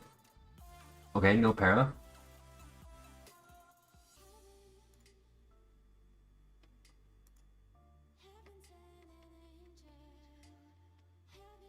Plaza.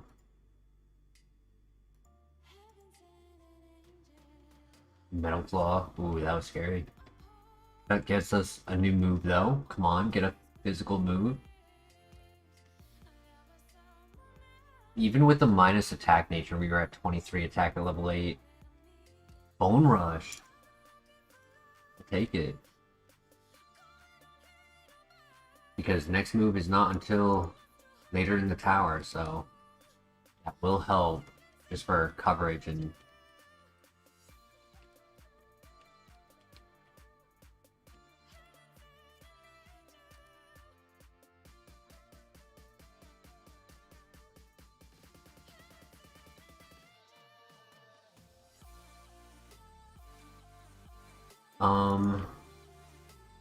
Metal Claw is not the worst, right? The attack boost would be interesting.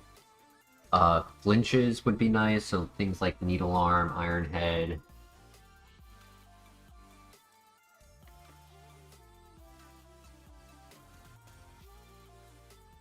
Bite is pretty good. IPP, good at typing. Rock Slide Stab would be really cool.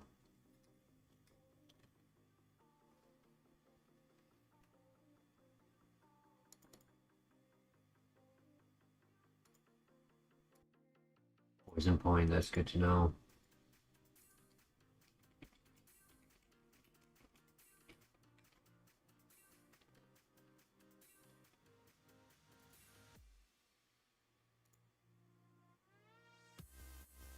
Rock Tomb is 100% chance to lower speed.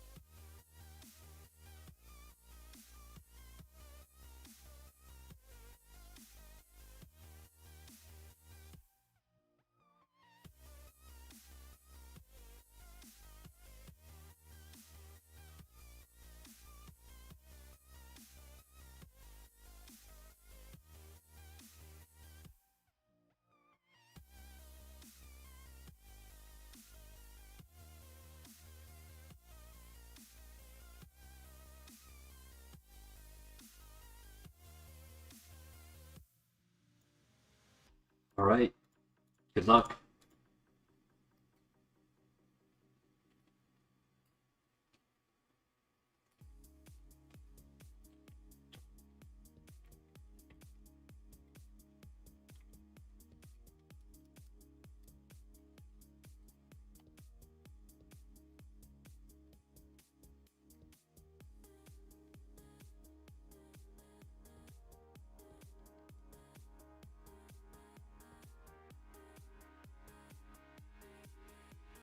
Thank you for the good luck camo. We're definitely going to need it in this place after it cooked our good Lapras earlier.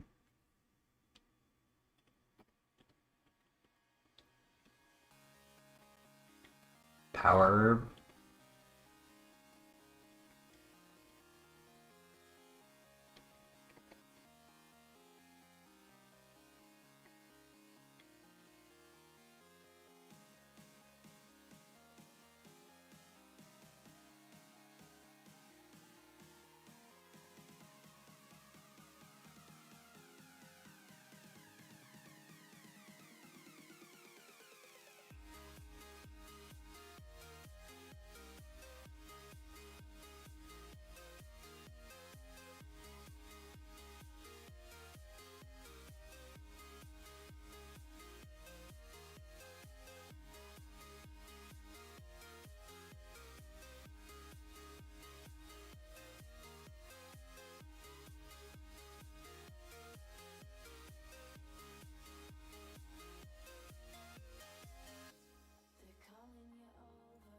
I just gotta use my my moveset in a specific sequence, make sure I don't run out of a certain typing.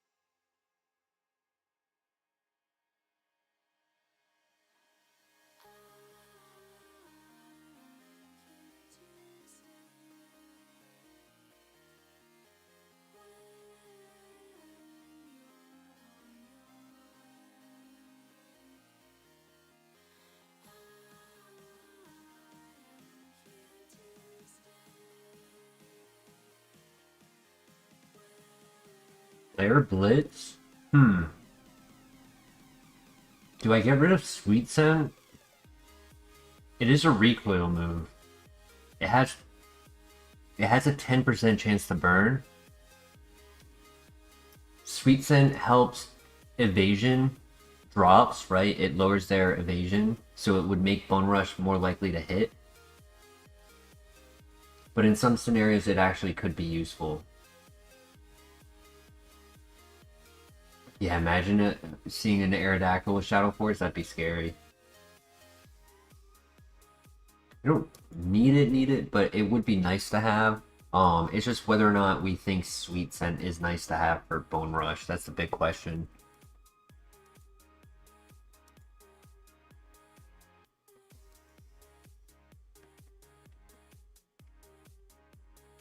Because Flare Blitz would have one-shot the Beedrill.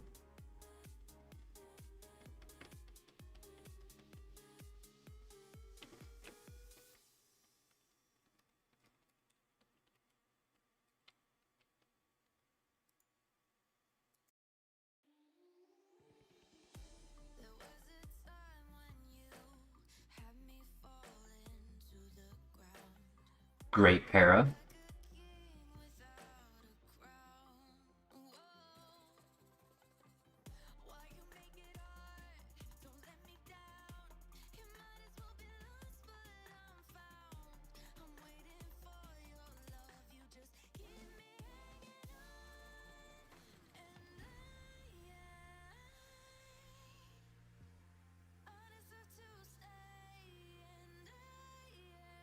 Alright, GG. I feel bad for judging Aerodactyl so hard. You probably could have caught a better nature and had more XP if I started with this instead of going with the Crawdog for the first fight.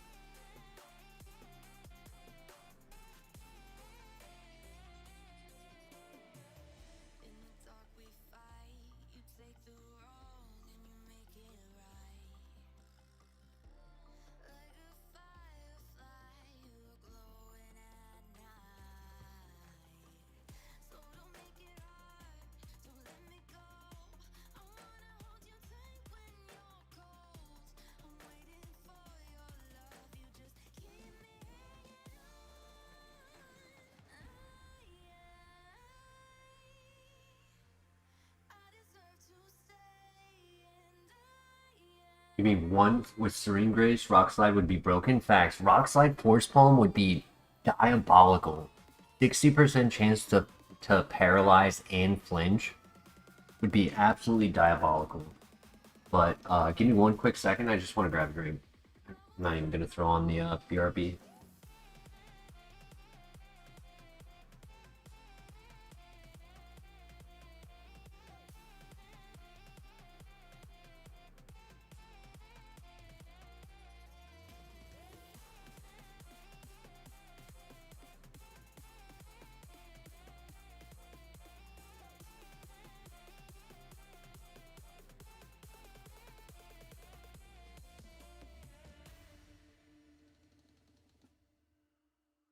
Alrighty, let's do this.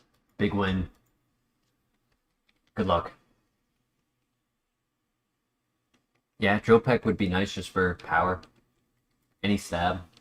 Drill Peck, Wing Attack, Pluck. I still want to say 3.5 because Bone Rush is inaccurate. Shadow Force is a 2-turn where if they have no guard, it still hits us.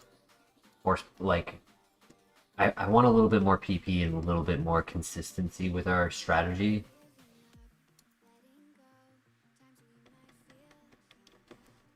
And the less contact, the better.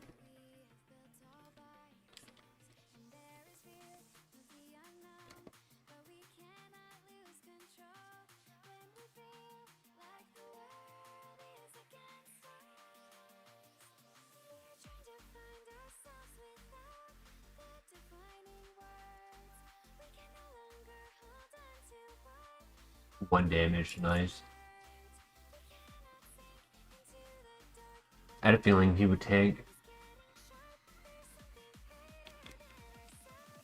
Yeah, I mean, it was super effective on the Scun tank, so that just shows that 60 base power would knock it out.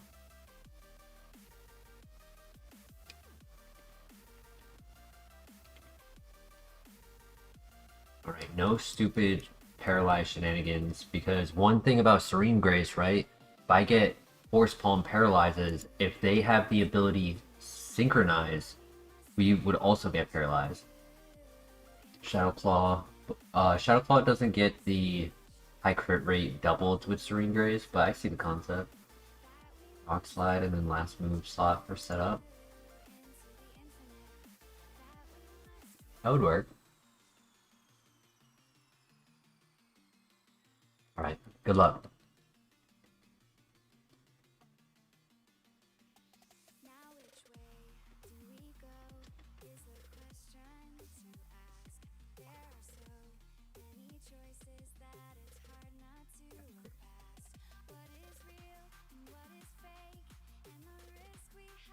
It might be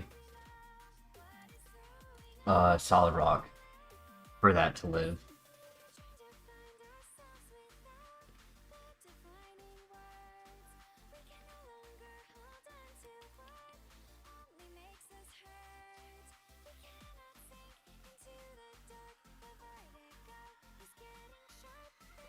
Some big damage, dude.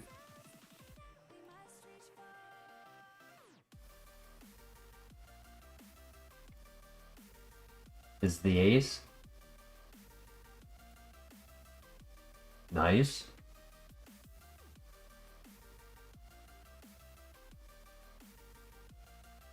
One more.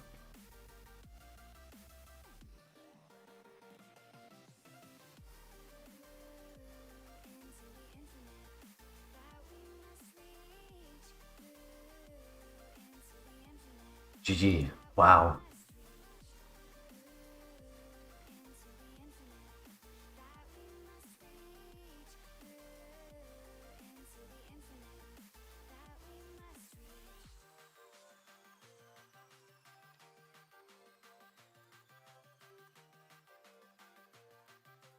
Knock, punch.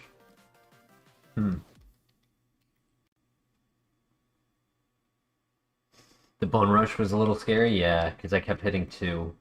If it hits 3, it's stronger than Force Palm. That was my logic.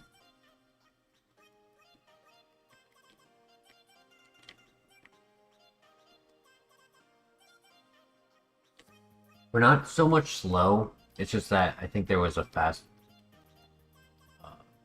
something was fast. I know it clicked a priority move on that Azo. Hell yeah, only took almost 3 hours to beat the first gym.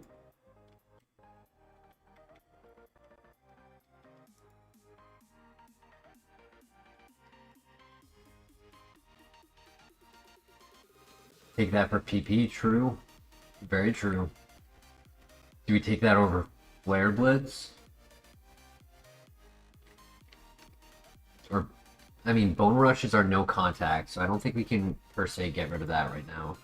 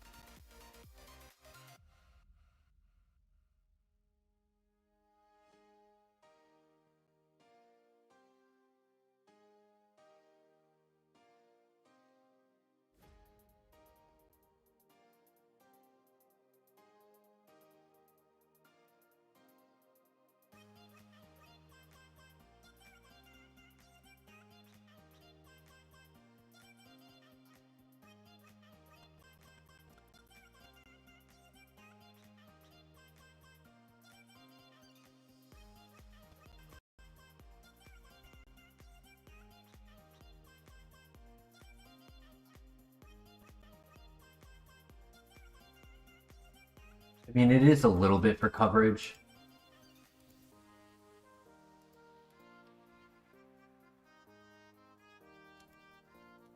Having the Flare Blitz does give us a little bit of coverage. Like, yeah, technically Force Palm Shadow Force covers everything, but you get a lot more super effective with Fire on the team. 89 super effective. And like the combo of the 4 gives us like 363 super effective out of 500.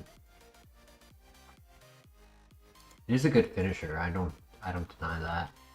I think we can wait though. Like I'm not urgently needing it, but we can have it as like a backup move.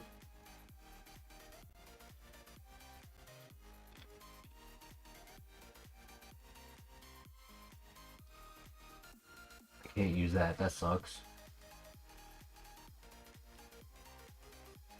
Glad I checked. True, we definitely barely use it because of recoil and I mean it's only 1/3 recoil, not 1/2.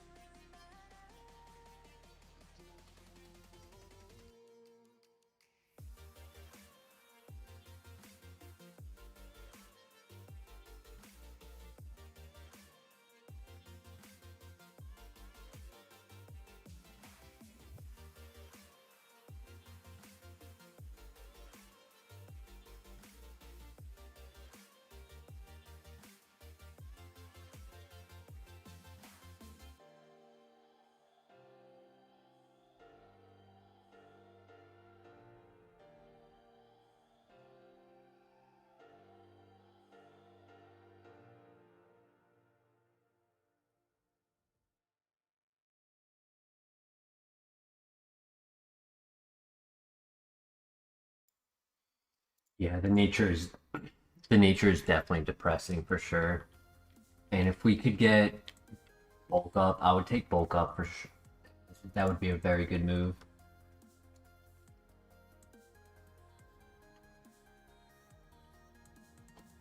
You know, Typhlosion was actually really good. Battle armor, above average speed and offense. It just had the very low special defense.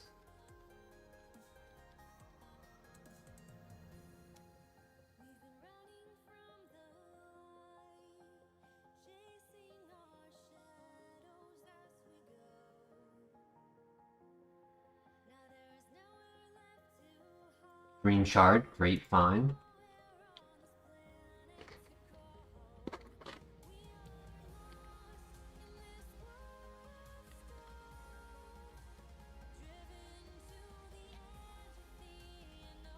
Yo, a Hyper Potion, let's go.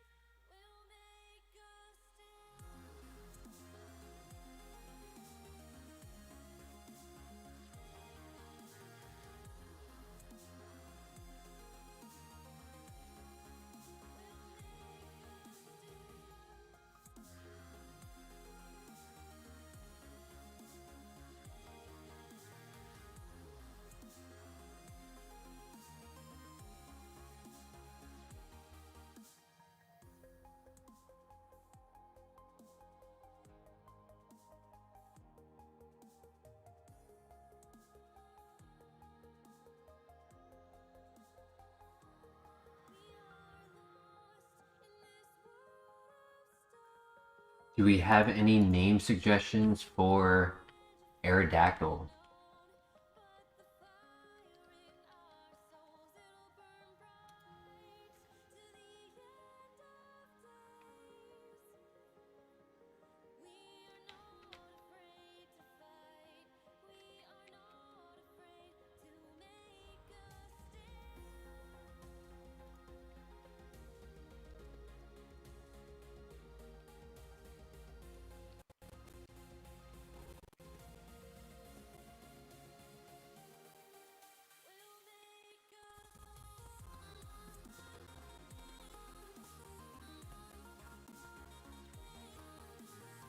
It is a male.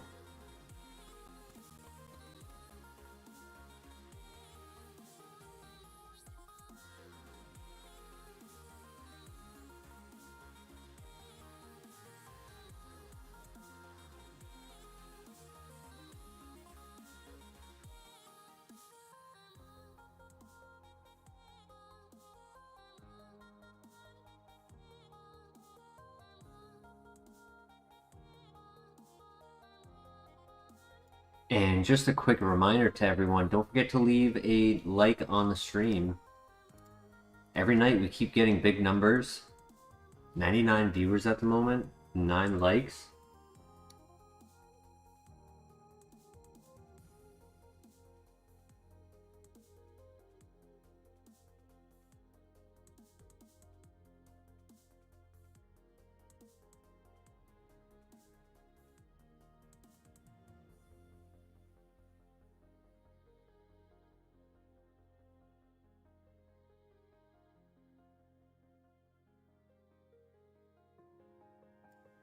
Carlos, Dwayne as in The Rock.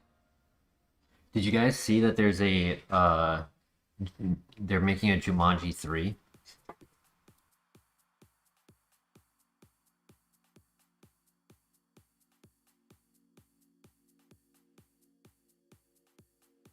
I think it was Denny who was not a fan of him. I don't mind him. It's about power, it's about rock. I don't know the whole quote, but he's got that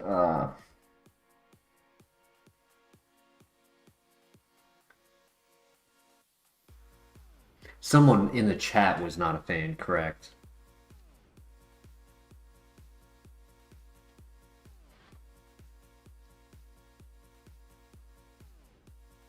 I typically try to make it like either about a move or the ability or the Pokemon. So it wasn't Denny. I don't remember who it was. Somebody in the chat said that they didn't like him.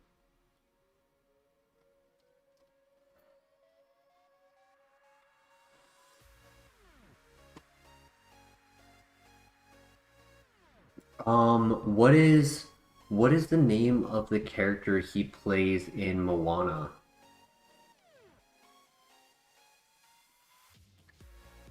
Litterbox Piggy. It wasn't not liking Arrow. It was not liking Dwayne the Rock Johnson. It was a chat member who did not like him.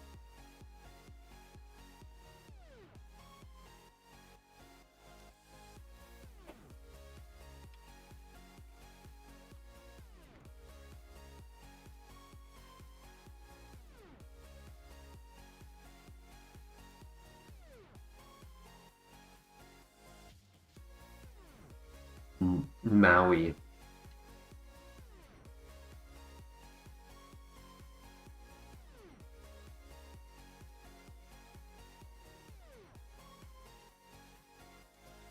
Thoughts on Maui?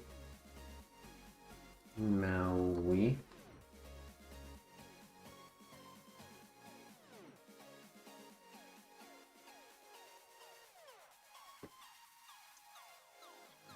There we go. We found him. It was Mr. LeBear, who did not like Dwayne the Rock Johnson. Jamie Redder, welcome back. Hope you're having a good night.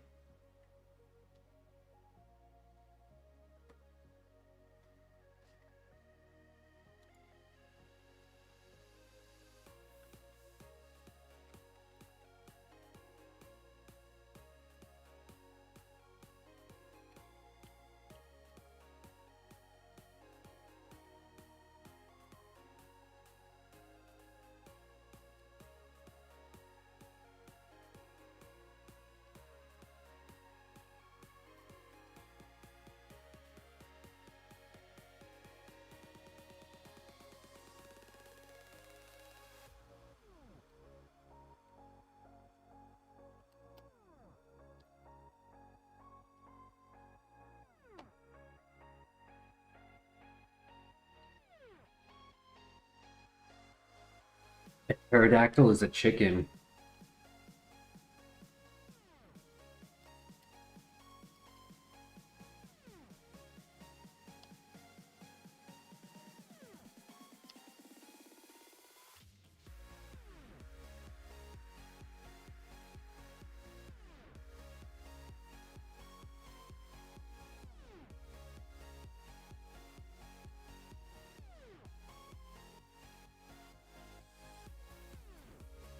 I don't think I've ever watched Land Before Time, admittedly, so I didn't understand the reference.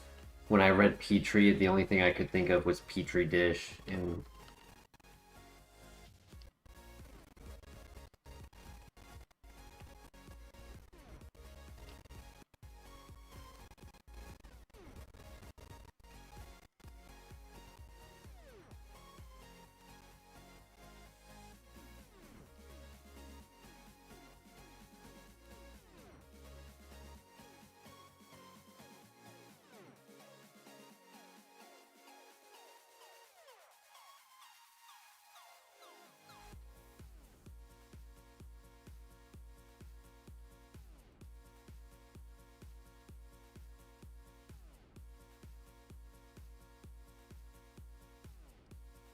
oh, you're talking. Oh, though that okay, I do know what the Land Before Time is. It's the dinosaur one.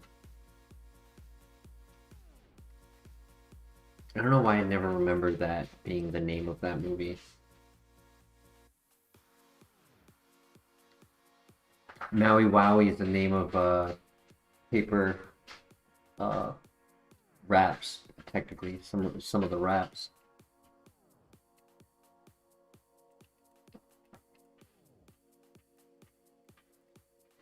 Oh, I misclicked.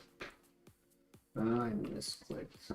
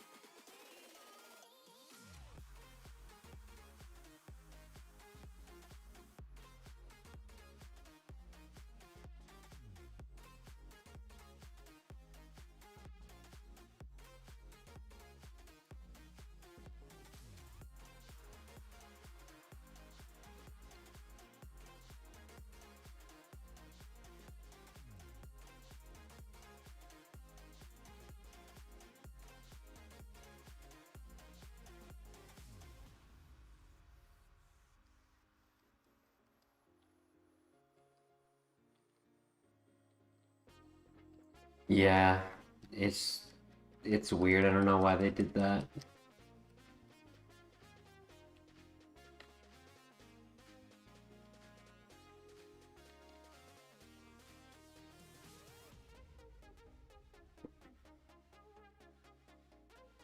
Danny McBride film, the plating Pokemon GBL. I don't. Huh?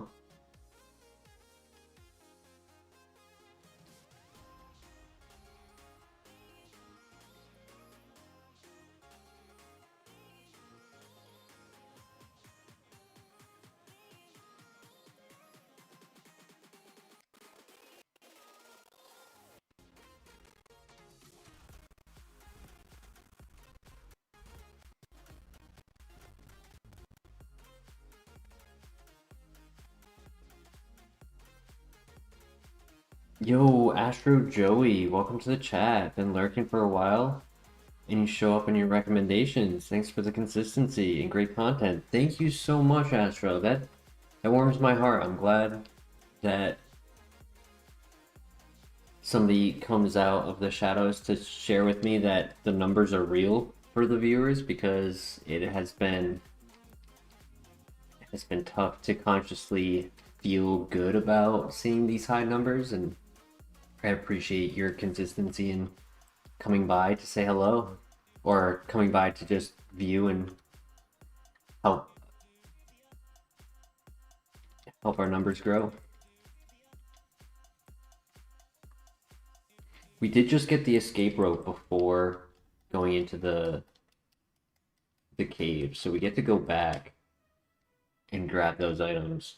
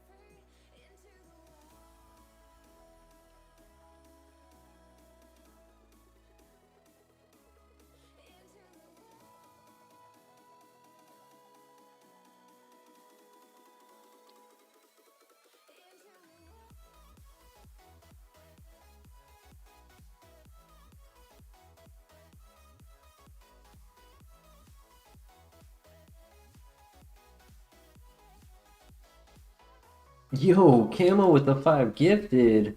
What? Camo, what are you doing? Thank you so much, Camo. You're overly generous. I appreciate it.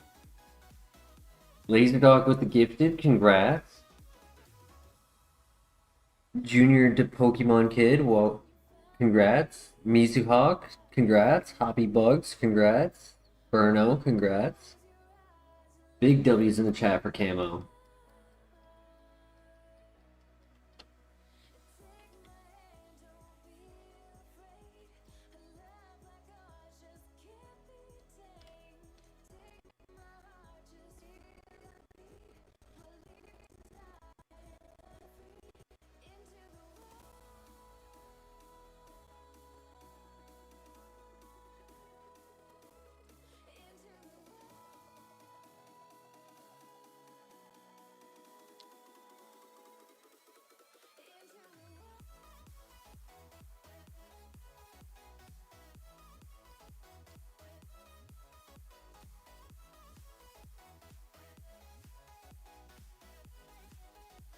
I think for alcohol they use milliliters as well.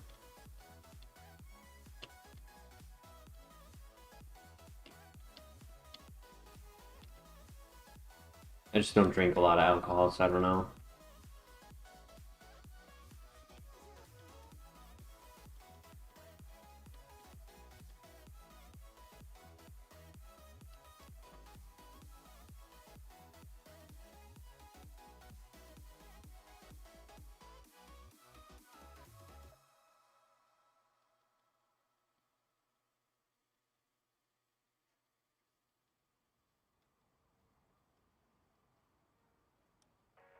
The king?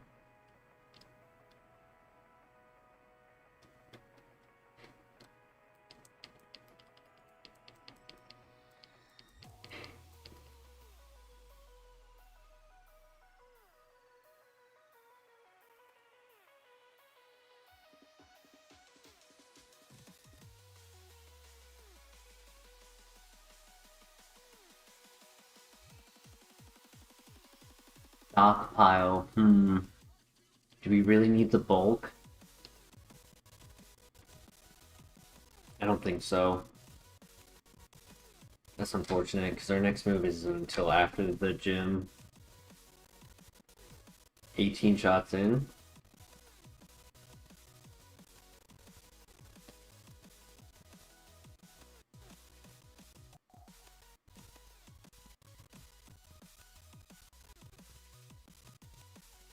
I think it's a no.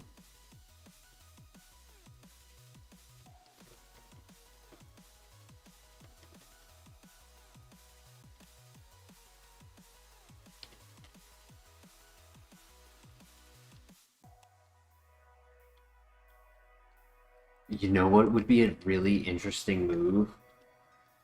Secret Power. It's a no contact normal type move, so it's not per se this like for coverage, but it has 30% secondary effect, which changes based on location, and it's no contact.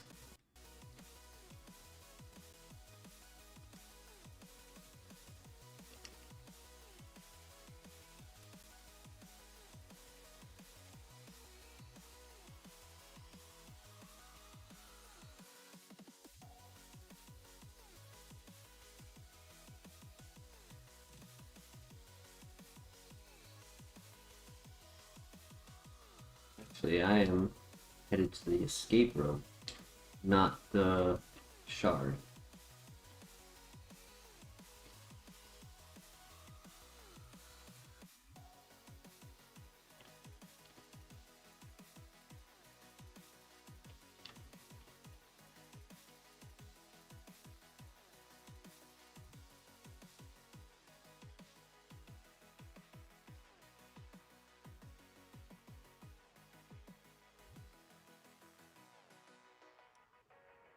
Max Elixir.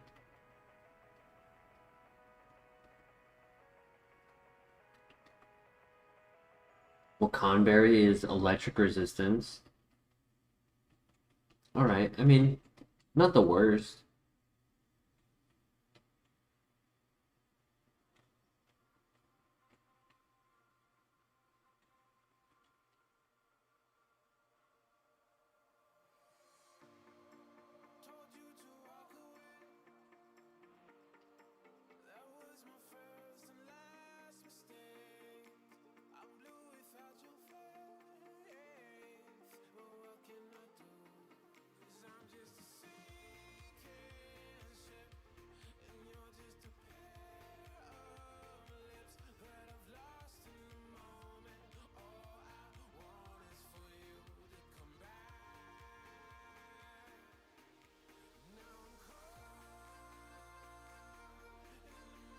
Alright. Here we go.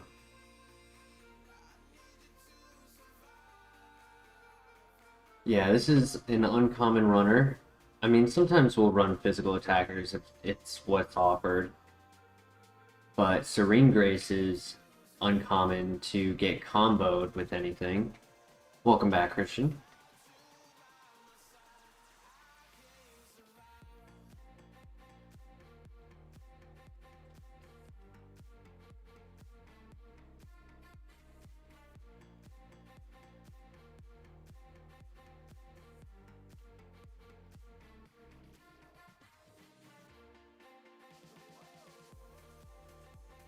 Mach Punch allows us to out-prioritize other priority moves.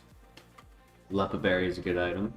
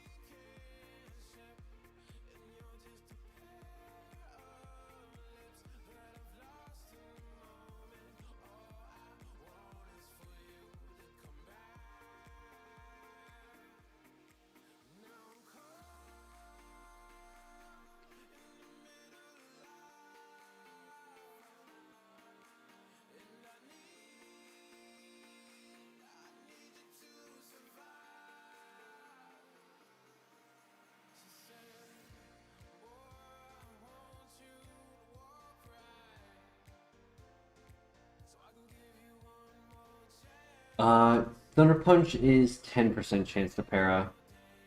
So with Serene Grace, it would be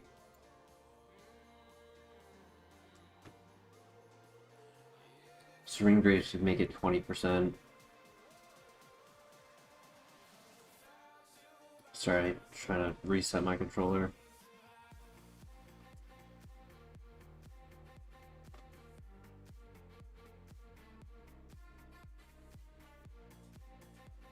Come on. There we go.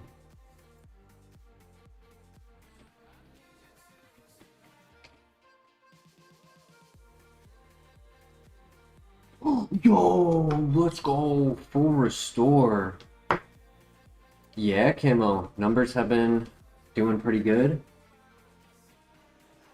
Hopefully people leave a like on the stream for this Aerodactyl. It'll help it go far.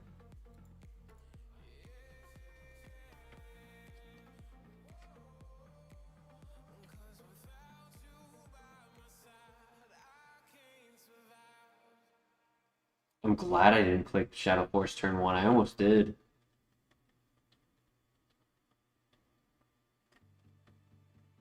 Electric would be nice.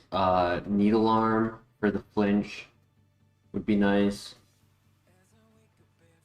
Seed Bomb for the no contact would be nice.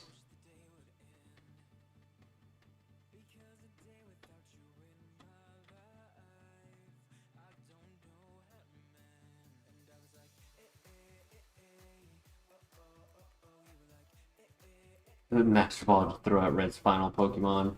That would be my way of throwing. We're never leaving HeartGold Kaizo.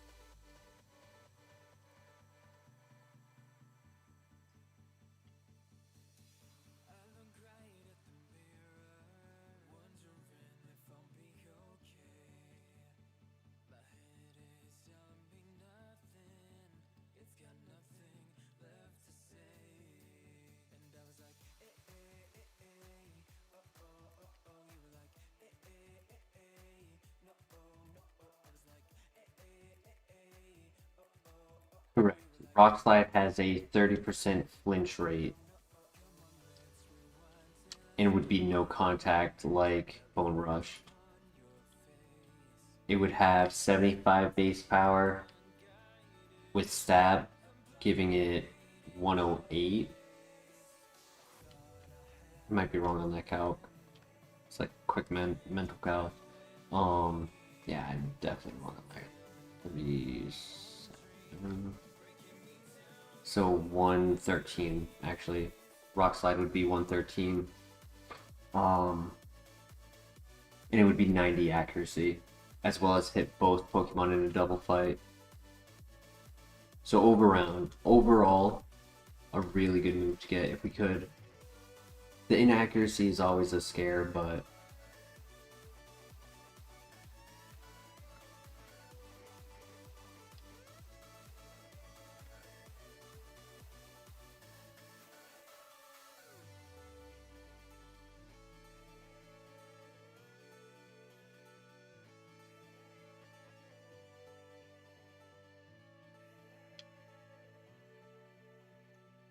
our next move is not until after the gym. We're gonna leave the gym at like 31 or 32.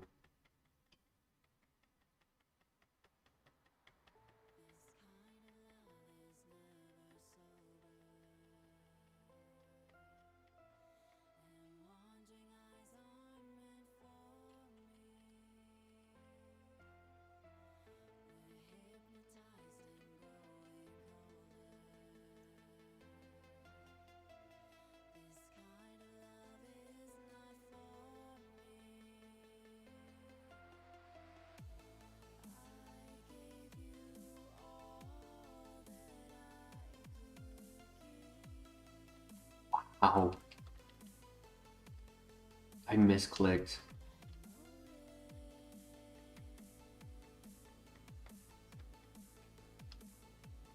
Yeah, Serene Grace making Rock Slide go to 60% flinch would be like crazy.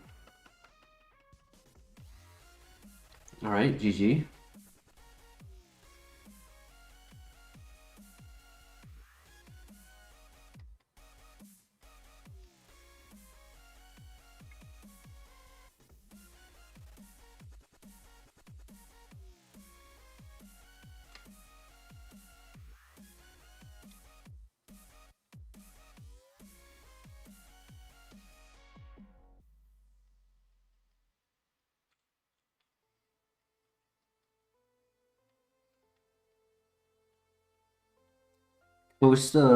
Welcome to the chat.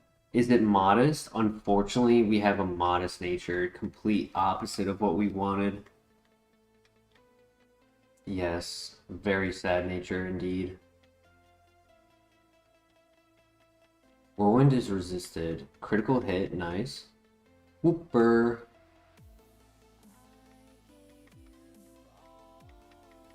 Nice. And then Entei. We hit the Bone Rush. 1, 2, 3. Sweet Scent is fine. That was 150. I think Shadow Force knocks out, but I'm not risking it because the 2-shot knocks out as well. Yeah, so Shadow Force definitely knocked out at 120 versus 100.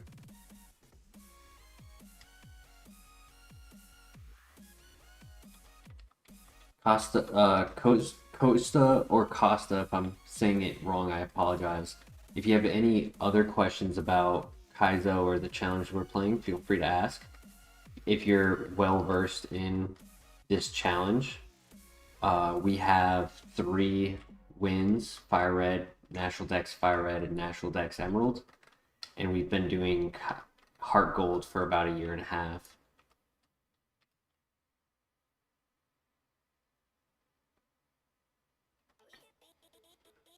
Yeah, it was a fast physical attacker with battle armor. I would have been able to run it if we chose it over Aerodactyl.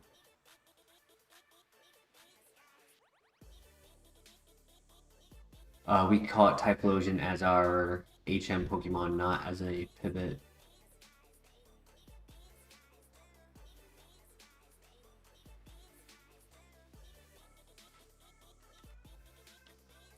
Alright, here we go.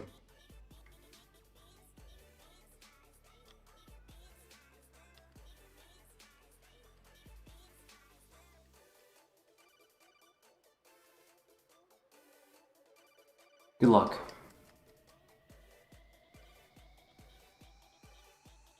I actually got here because I never saw HeartGold Kaizo. Thank you for the good luck.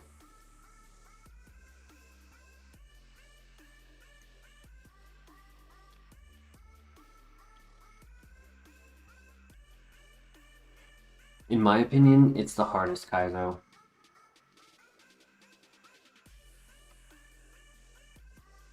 Stab Grass Knot.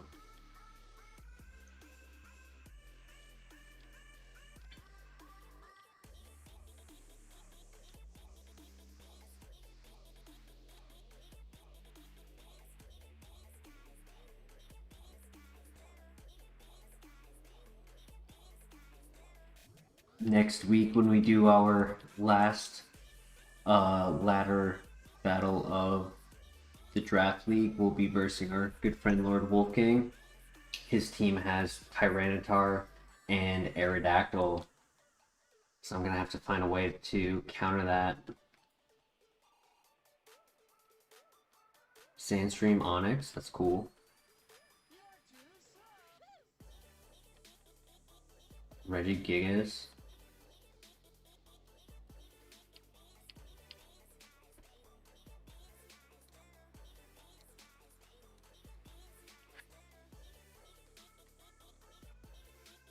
Sandstream for the chip damage was nice.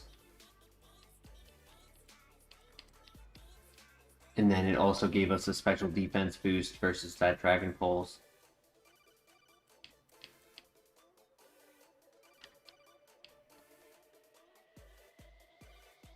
Everyone has stab grass. It's crazy.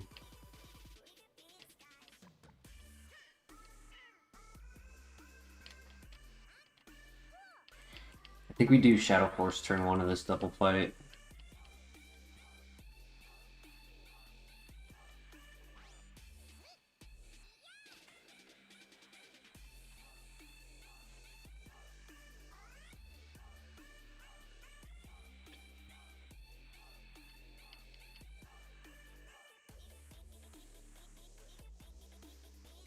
Don't burn.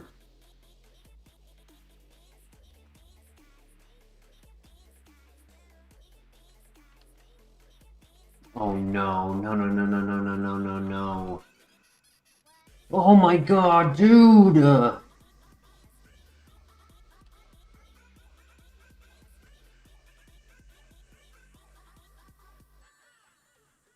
No freaking way!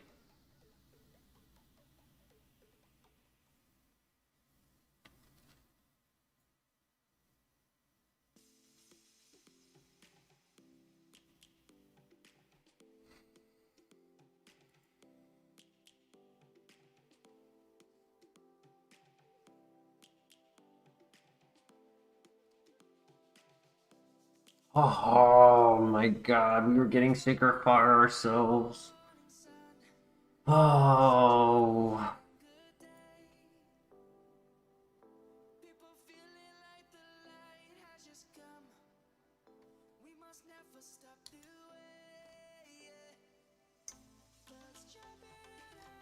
I had a Rostberry, but I had to knock out.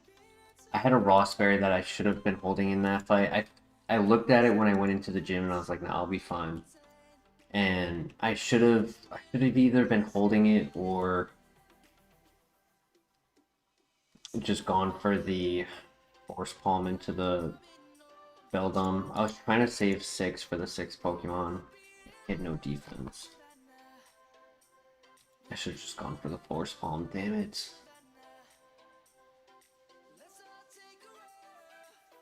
I just didn't want to. I wanted to knock out Beldum first before going for the like burn heal because I didn't want him to burn again.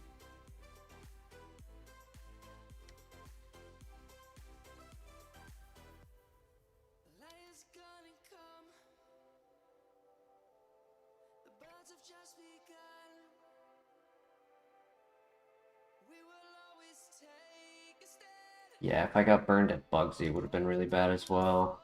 I did have the Lumberry though. Yeah, I was going to save the Rossberry for him. I felt like Burn was worse, right? And that's why I like Typhlosion as a physical attacker is a little bit better than Aerodactyl as a physical attacker, because Typhlosion can't get burned. That's just crazy RNG. Howl. And then a bunch of special attacks or very low base power physical. Constrict. Covet. No Mach Punch. Yeah, he was unfortunately not a runner because he didn't have moves.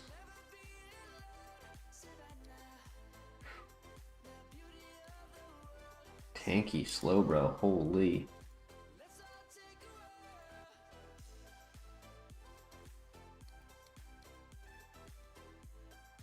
Oof. Soundproof or Sandstream with great stats and extra sensory. Judgment. Ore Sphere. That actually could have been a runner.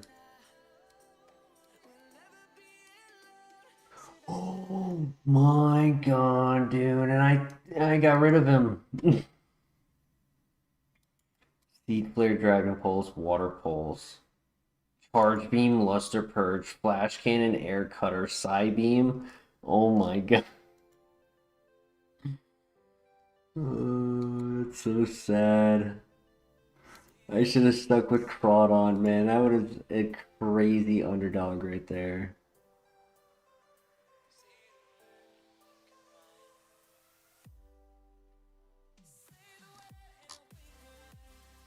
What would would have ended up with? Dragon Pulse, Water Pulse, Air Cutter,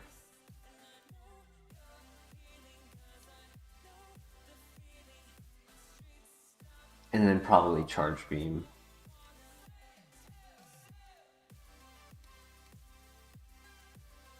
Because that would be Electric Dragon Falling. Yeah. Yeah, that's really good coverage.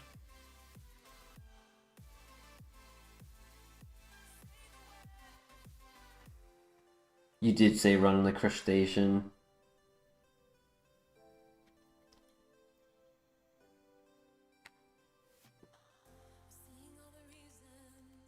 So I am putting a regulation on myself to not have sleep streams anymore and not oversleep for work. I don't mind switching to Power Worlds for like an hour like I did yesterday. Because I sit up in my chair and but I was going, my plan was to beat this gym and then go to bed, and then I didn't beat the gym.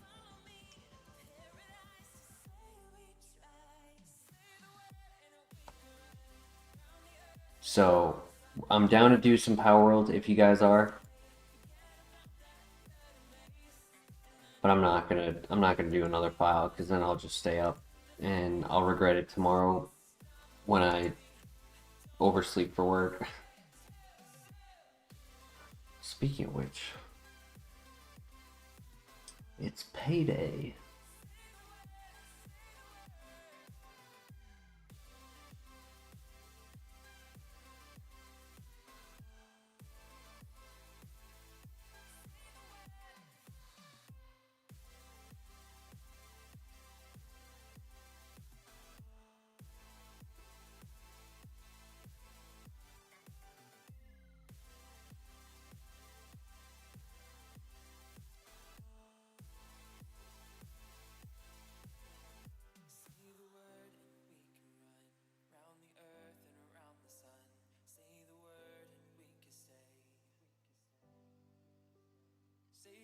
Yeah, I think it's time to sleep.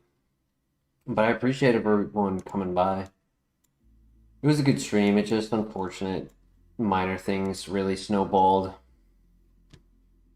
Tomorrow we'll start at the same time we did today because it's a longer work day. But thank you everyone for joining. Drop a like on the stream before you head out, and I will see you tomorrow. Take care. Peace.